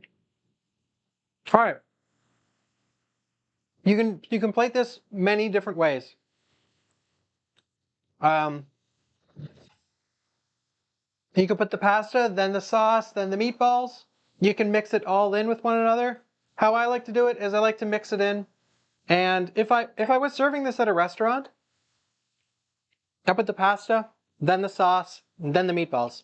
If I'm serving this at home, all in the same pot, stir it around, serve it up, eat it, whatever. All right, so now that we're at the end of the cooking process, well, first off, we can try one of the zucchini just for fun. And like I said, the reason we cut these zucchini really thin is because we added them relatively late. So like anything, like if you're boiling mashed potatoes and you're like, oh, mashed potatoes take way too long to cook. That's literally because you're cutting them too big. If they're taking too long to cook, slice them this size, and I guarantee you, they'll take like 2 minutes. But when people make mashed potatoes, they'll like quarter this massive potato and be like, this takes like 50 minutes. Yep, that's because you're quartering a massive potato and needs to cook all the way through. Not only that, it most likely will be overcooked on the outside. But yeah, let's add our green onion. Let's add our tomato. And one good thing about adding one thing I enjoy about adding vegetables late is that the presentation will be a lot nicer, as you'll see. You will see that bright red tomato, you will see that bright green onion, and you will see everything in between. It makes the presentation a lot better, and people eat with their eyes before they eat with their mouth. So if you serve someone something that looks like shit, their mind might trick them into not enjoying it. But if you serve something that looks amazing, smells amazing, when they taste it, they're ready for it to taste amazing. That's just a light thing, you know. It doesn't really matter too much, but it is a thing to keep in mind. It is a real thing when making food.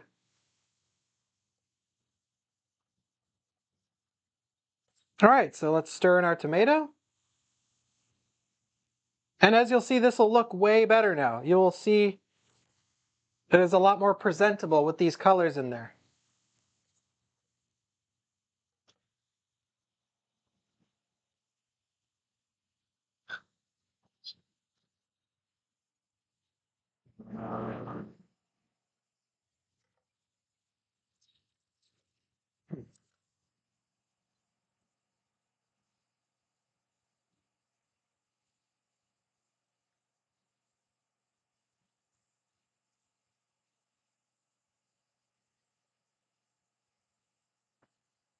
All right, so now I'm just gonna stir in my spaghetti. I cooked it al dente, so there's nothing wrong with putting it right into the pot.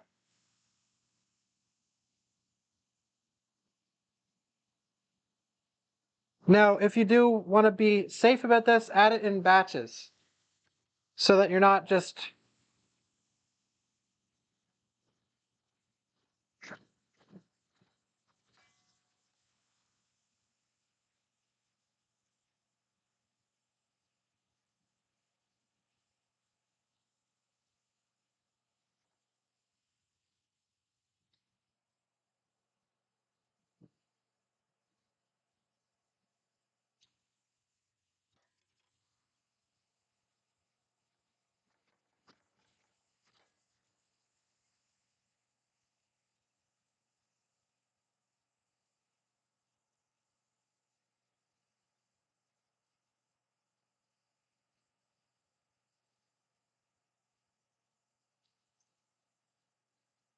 And there we go.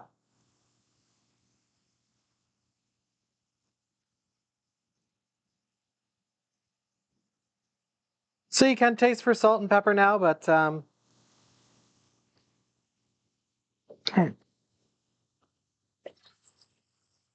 now if you're just getting here because a lot of people just show up at the end of cooking shows, the reason that there's zucchini and all these weird things in there is just because this isn't a restaurant. I know how cooking is done in restaurants. I had zucchini that was going bad. I had carrots that were going bad. And I have tomatoes that are a little squishy. So why not just, instead of throwing them out, throw them in something that they'll taste good in and something that will be more nutritious with the additions of vegetables. So that is why there are extra vegetables in here. It's not that it makes it like, oh, this is the recipe to follow. It's the fact that if you have food that's going bad, use it. Don't think to yourself like, oh, I can't put carrots in a salad. That's gross. Just fucking put them in there and eat it. Not that this is not gonna taste bad. And on top of that, if you like carrots, I do. If you like zucchini, I do.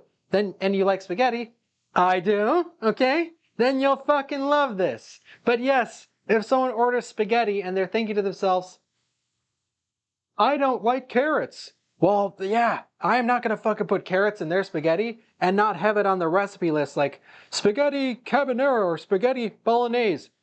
You best believe they'll say carrots, and then they'll see carrots and they'll say no carrots. Yada yada yada yada yada. Yeah, put your pineapple in your spaghetti. Put your wiener in the spaghetti if you want to. All right, let's serve this bad boy up. First, I'm gonna taste for salt and pepper.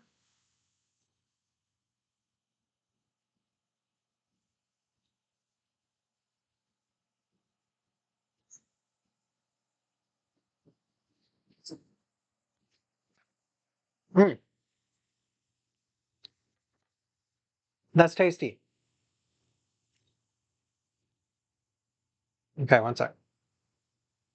Thank you, Wonderland, for the gifted sub.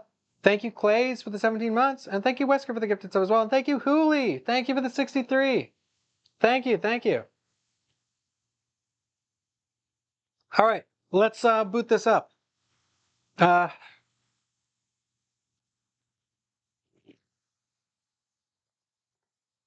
sure. I'll put this on YouTube and see how it does. If you guys want me to do more cooking shows, click the video. Um, but yeah, sure, I'll put it on YouTube. I usually wouldn't, but you know what? I'll take a chance and put it up and see. Okay.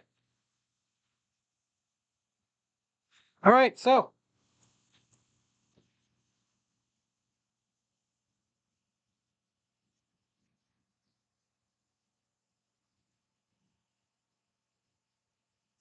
now I'm just gonna add I'm gonna add the Parmesan cheese right onto this. Now, if you really wanted to spice this up, if I were doing this a little differently, I would add the Parmesan cheese right onto here, and I put this under the broiler and just broil it in the oven. But whatever, doesn't matter. All right.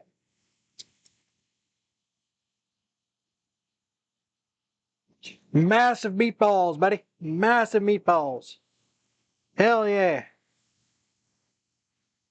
Now, I wish I had some garnish, guys. I'm so sad I have no garnish, because I love garnish. Um, but I don't really have much. Let's see. I love one of my favorite garnishes is actually I could show you guys a good garnish. This will not go well with the spaghetti, but here's a good garnish that I learned in school. Okay. Actually, I learned it at work. Well, this is like a really easy one. So, a red pepper, you peel off the flesh. So it's super red, you see? This one actually isn't red. It's sort of a pathetic pepper. But this works. And then you julienne it, or even smaller than julienne.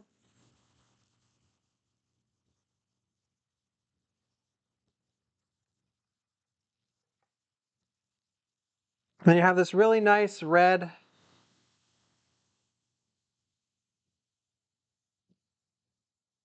Almost makes your dish a little more vibrant. But yeah, it's a really good garnish if you want to spice up your dish a little at the end. This one doesn't look particularly great, but it's something. It adds a little more color. But yeah, there it is. There's the finished product. And yeah, this is fun. Now let's give it a try, see how it is. I need to take my lactose pill. I need to take my lactose pill, guys.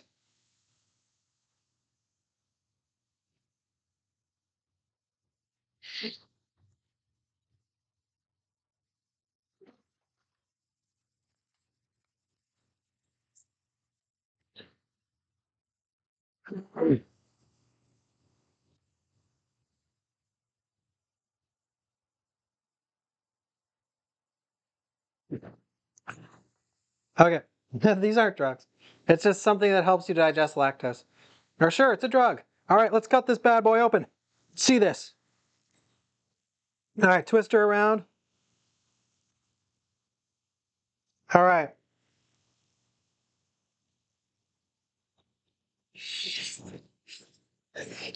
Mm. Oh. Mm.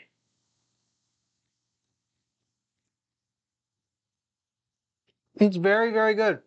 Very flavorful. It's awesome. I love it. And I mean, I knew I'd love it just because we put ingredients in that we enjoy. Mm-mm-mm. Oh, ah. Mm.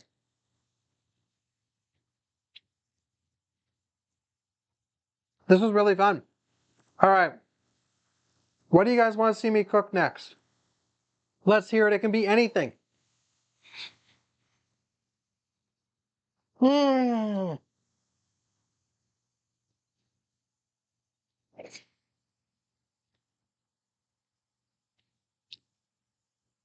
Curry? Whoa. A lot of people said curry. Yeah, I can make curry. I love making curry.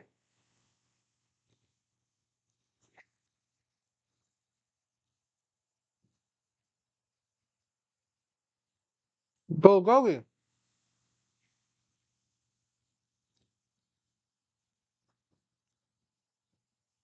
Pho or ramen? Beef Wellington.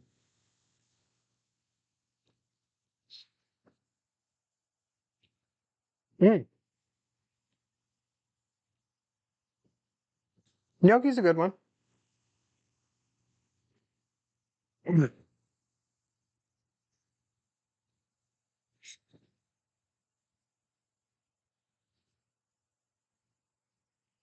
Mm.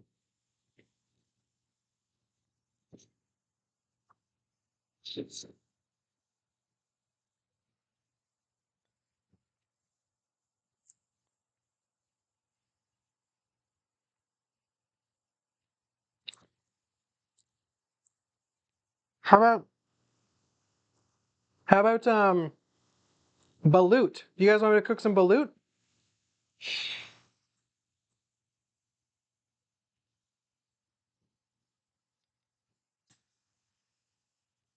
No? Come on, guys.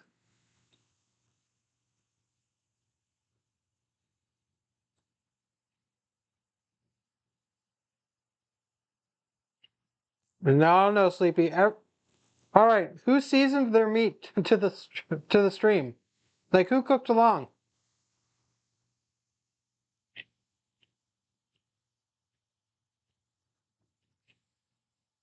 Who cooked along?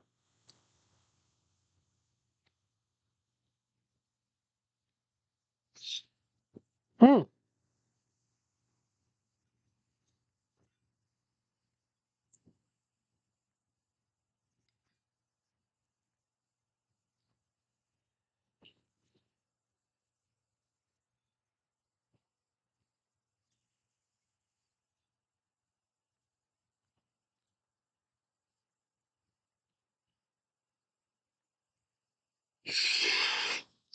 Hmm.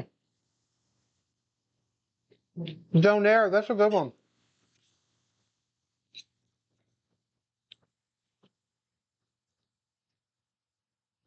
Mm.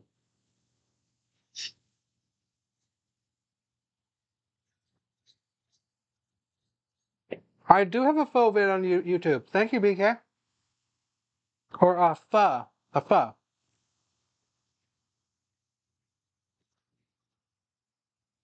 Honestly, guys, I'm not gonna lie.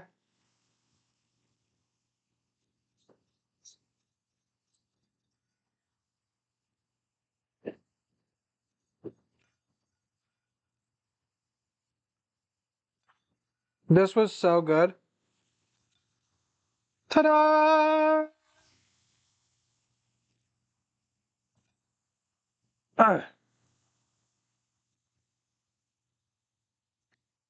Speed run. I eat fast naturally, but speed run. Oh yeah.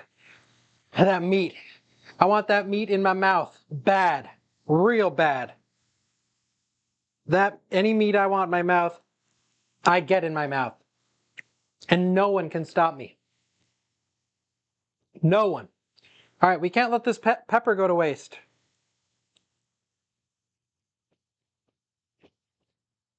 All right.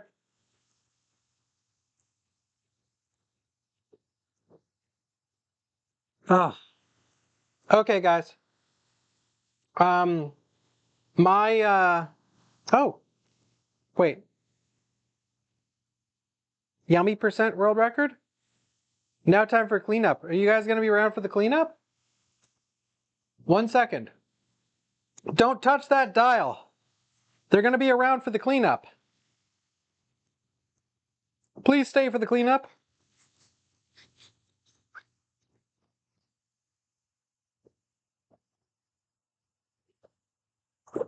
Wait, where's everyone going? Stay for the cleanup. We got dishes to do. Hey, hey, I'm not doing these. I just cooked for you. Get back here. You got dishes to do. Oh yeah, classic. See, this is both. This is what. You know what I fucking miss? Do not become a chef. Okay? Do not become a chef. Do not cook. Do not learn to cook. You know fucking why? Someone cooks for me probably 2, 3, if I'm lucky, times a year. No one ever wants to cook for me, ever. And it's because it's like, oh, you know how to cook. You do it. You do it. It's bullshit. You love doing dishes? Well, Mr. Sleepy, have I got a proposition for you? All right, Sleepy, come on down. Okay. All right, Sleepy, come on down. Come on, buddy. Come do the dishes. He's not here. This is bullshit. Imagine if I said, Sleepy, come on down, and this music started playing, and then Sleepy just walked into frame, and he's like, yo, sup, Bach? Fuck it. And he started doing the dishes. Wouldn't that be sick? Wouldn't that be sick? And then Sleepy finishes the dishes, and he says, gentlemen, and he walks off like a boss. All right, let's store this food, shall we? All right, with the rubber scraper. Don't spill any.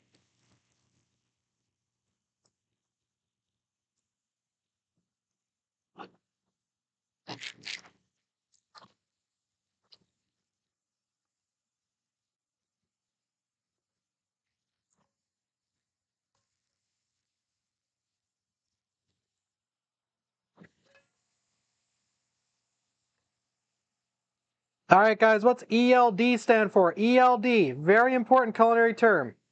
ELD, ELD.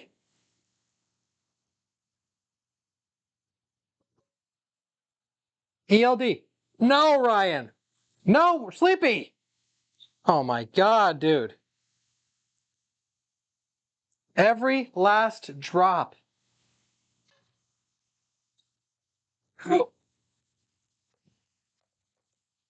So we're just gonna not cover it completely because it needs to cool off. All right, guys.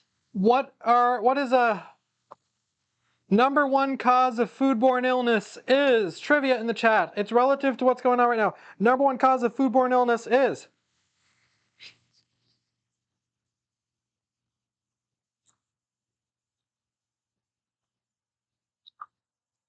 That's relative to the stream. Improper storage, Runeby. Oh my God.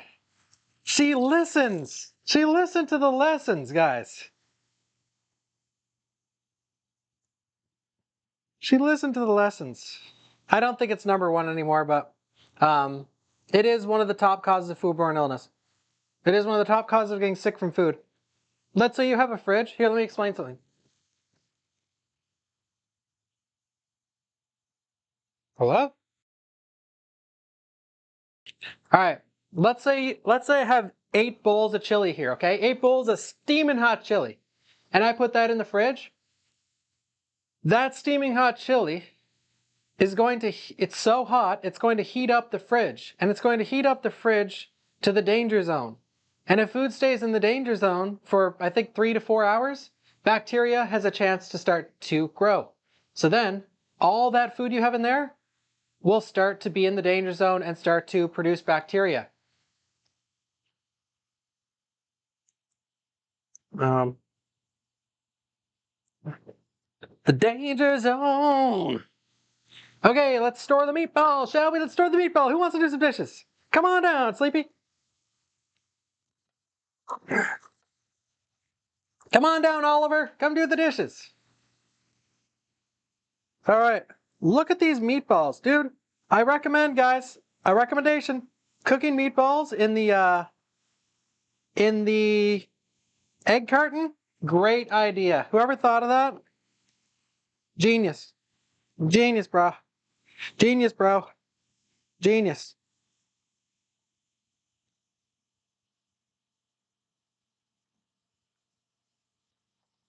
I don't think these are going to fit, but we're going to make them fit. Rule number 2 of cooking. Make it fit.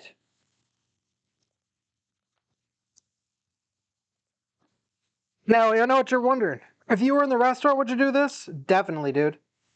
Definitely put bulging cases in your fridge. And remember, I'm just a kid who's 4. Each day I grow some more. Okay. You know, I usually don't do dishes on stream, but maybe we'll cook something else. JK. All right.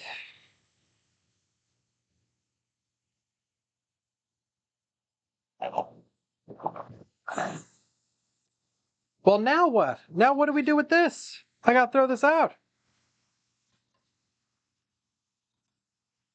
Oh yeah, we gotta put our pasta away. Clean dishes in this dishwasher, like a pro. All right, guys. I don't want to clean up with you guys. You guys are bored. You know, you guys don't want to see the cleanup, do you? You guys don't want to see the cleanup. How is an egg carton not going to burn in the oven? I don't know. I don't know. And if you're afraid of it burning, give it a little spritz of water. So if you do the egg carton trick, a little spritz of water is not going to hurt. And I don't recommend using super fat. That was extra lean ground beef, by the way. If you use regular, there will be a lot of grease, and you know, just be careful. But yeah, give it a little spray. But yeah, if you guys are curious, yeah. So, oh, do not use a foam carton. I'm using cardboard, basically. I don't know exactly what it's made of, but Yeah, it didn't burn up at all. It just absorbed all of the grease, and yeah, it I can't show you guys, but look, or I could try. Do you see the grease? Which that's awesome. Like, it's one reason I love that method is that all that fat just goes to the bottom. Which, if you want to eat greasy food, sure, just don't do it in the egg carton. But yeah, it is quite nice though that it gets rid of all that gross stuff. But you know, I actually learned that on TikTok, uh, pretty recently actually. And I just gave it a spin like a month or two ago. I was like, yeah, let's fuck it. Let's try this stupid thing I seen on TikTok. Fuck it. And it worked really well. I was like, damn, you know, you should never just because the Zoomer's doing it doesn't mean that it's bad. But I also looked into it a little more, and professional chefs have been doing that method since the 1650s. It's the 1650s. All right. I will definitely for the next thing I have, I did buy some bok choy, guys, so I gotta do pho or I gotta do some I gotta do something. I love bok choy. A bok BAWK choy. Epic. All right. Epic. Now I still got these leeks. I'm gonna cut the tops of these leeks off because they are gross. They're all gross like. All right. Mm. I bought for the first time in forever. Um, I mean, for the first time that in my memory, I was at this Asian grocery. Remember, I told you guys earlier I went out to get groceries. I didn't know it was Remembrance Day in Canada, and everywhere was closed. But there was this Asian grocery that was open, so I went and I bought a lot of Asian stuff. Like I refilled on. This is a really good ingredient if you don't have it. It's called red pepper paste, um, or it's called gochujang hot pepper paste. Really, really, really underrated ingredient. It is used a lot in Asian cooking, but it is still good in North American cooking. You can throw this in just to add a little bit of spice. It's fantastic. It's a really, really underrated. Um, it's underrated. Anyways, I went there and they were selling giant things of green tea. So I was like, you know what? Fuck it. I'll buy a huge thing of green tea. So I've been adding it to my kettle. It's awesome. Your stepmom calls that Korean ketchup. Really? That's cool. It does have like this ketchup-ish flavor. A lot of people ask me a lot of ingredients I have. Here's some ingredients I recommend. I got brown cooking soy sauce. If you're gonna do any Asian cooking, these are two ingredients that are a must-have, and not a lot of people know about them. But buy these. Seriously, trust me. Mirin is really good. It's another one. This is what it's called. This is basically like a sweet cooking wine almost. It's a cooking seasoning, but it's a replacement for like a sweet cooking wine. It is really good in fusion cooking as well. What I mean by fusion cooking is a lot of people see mirin and hot pepper paste and sesame oil and they think like Asian food. I don't want to eat Asian food today. I use these three ingredients in a lot of things. It's not just Asian food. There is something called fusion cooking, and that is when you mix two countries cooking together. I do that all the time with most things I make. I love fusion cooking. And it's a little harder to do, but definitely keep in mind, do some research. They're great ingredients and I highly recommend them. And while we're on the topic, there's another one called ponzu. It has this orange flavor. It's really, really, really underused. And I know chefs in the chat are laughing, thinking like, oh, those are, you know, who doesn't have those? But most people don't. Like any friend I go to their house, they don't have any of that shit. But they're really, really, really good. Yeah, ponzu is fantastic. Oyster sauce is great. Oyster sauce, and what's the other one? It goes really well with oyster sauce. There's oyster sauce, and then there's, I can't remember what it's called. Someone in chat knows? Um, hoisin sauce. Yeah, that's the one. Oyster sauce is really underrated too. Well, I don't know if hoisin's underrated. I think a lot of people do use hoisin, but yeah. I actually think I have some here. I have oyster sauce, but no hoisin.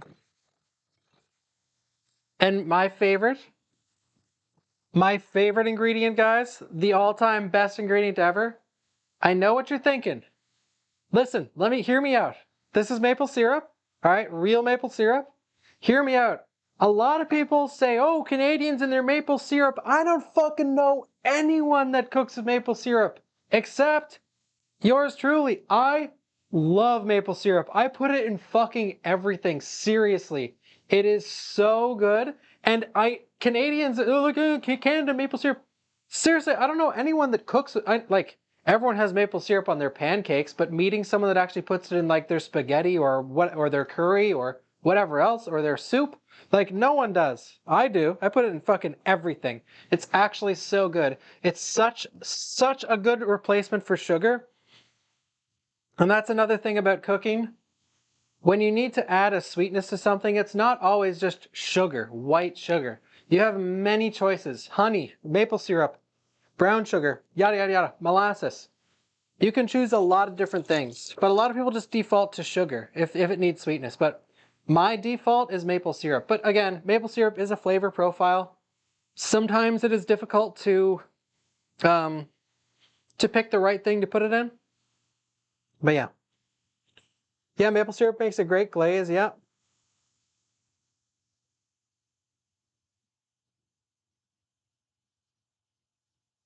Yeah, Kalu can.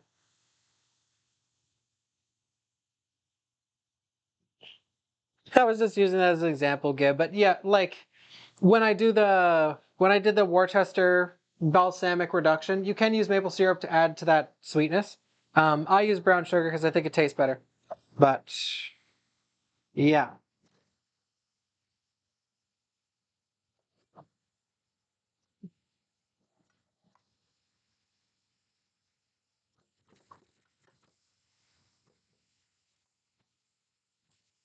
1 second.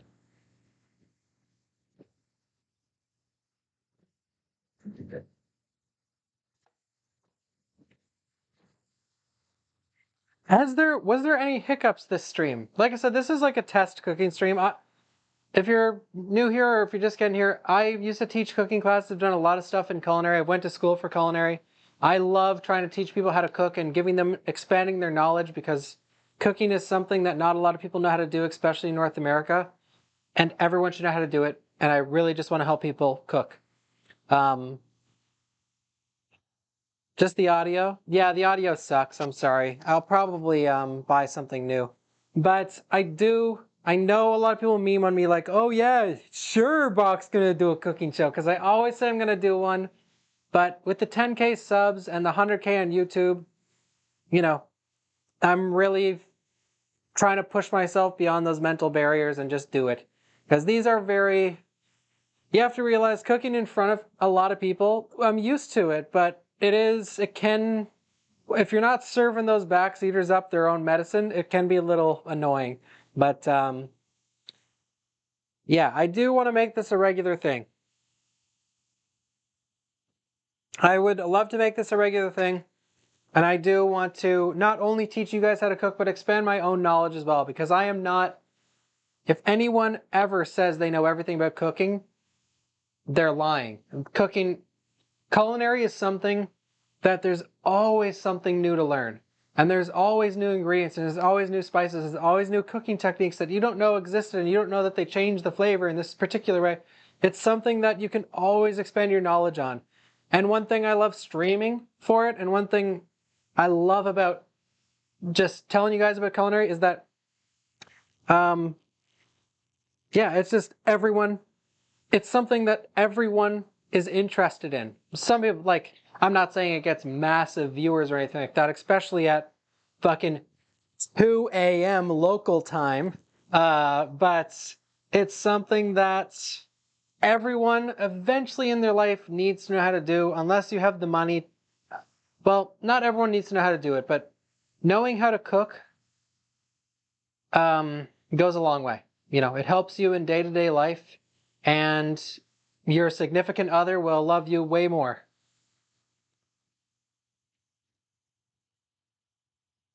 Mm.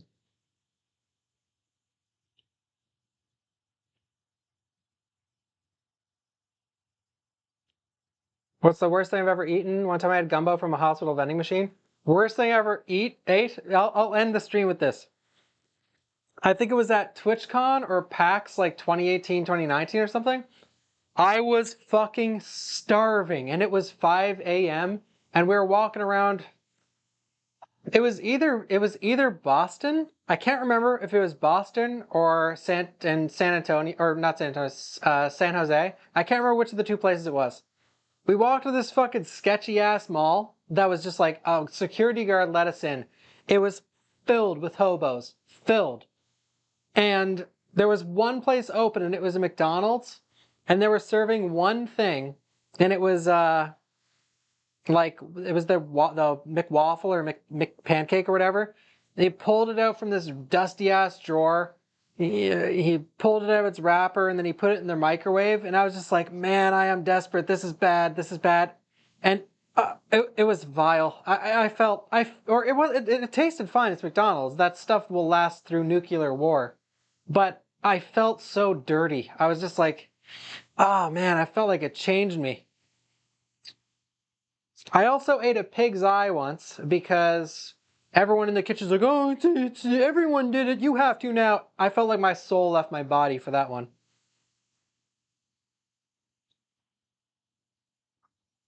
Omega, yikes. Hey, well, guess fucking what, guys? If you're not a vegetarian, shut your pie hole. Holy shit. Oh man, let's be judgmental on the part of the fucking animal we eat. Oh, who cares? Oh, hey, you know what? Actually, let's butcher this pig and throw the head away. Let's throw his eyes into the garbage can rather than eat them for nutrients. Eating the eye is not, it's gross, yes, but it's way more humane than fucking tossing the head in the garbage can.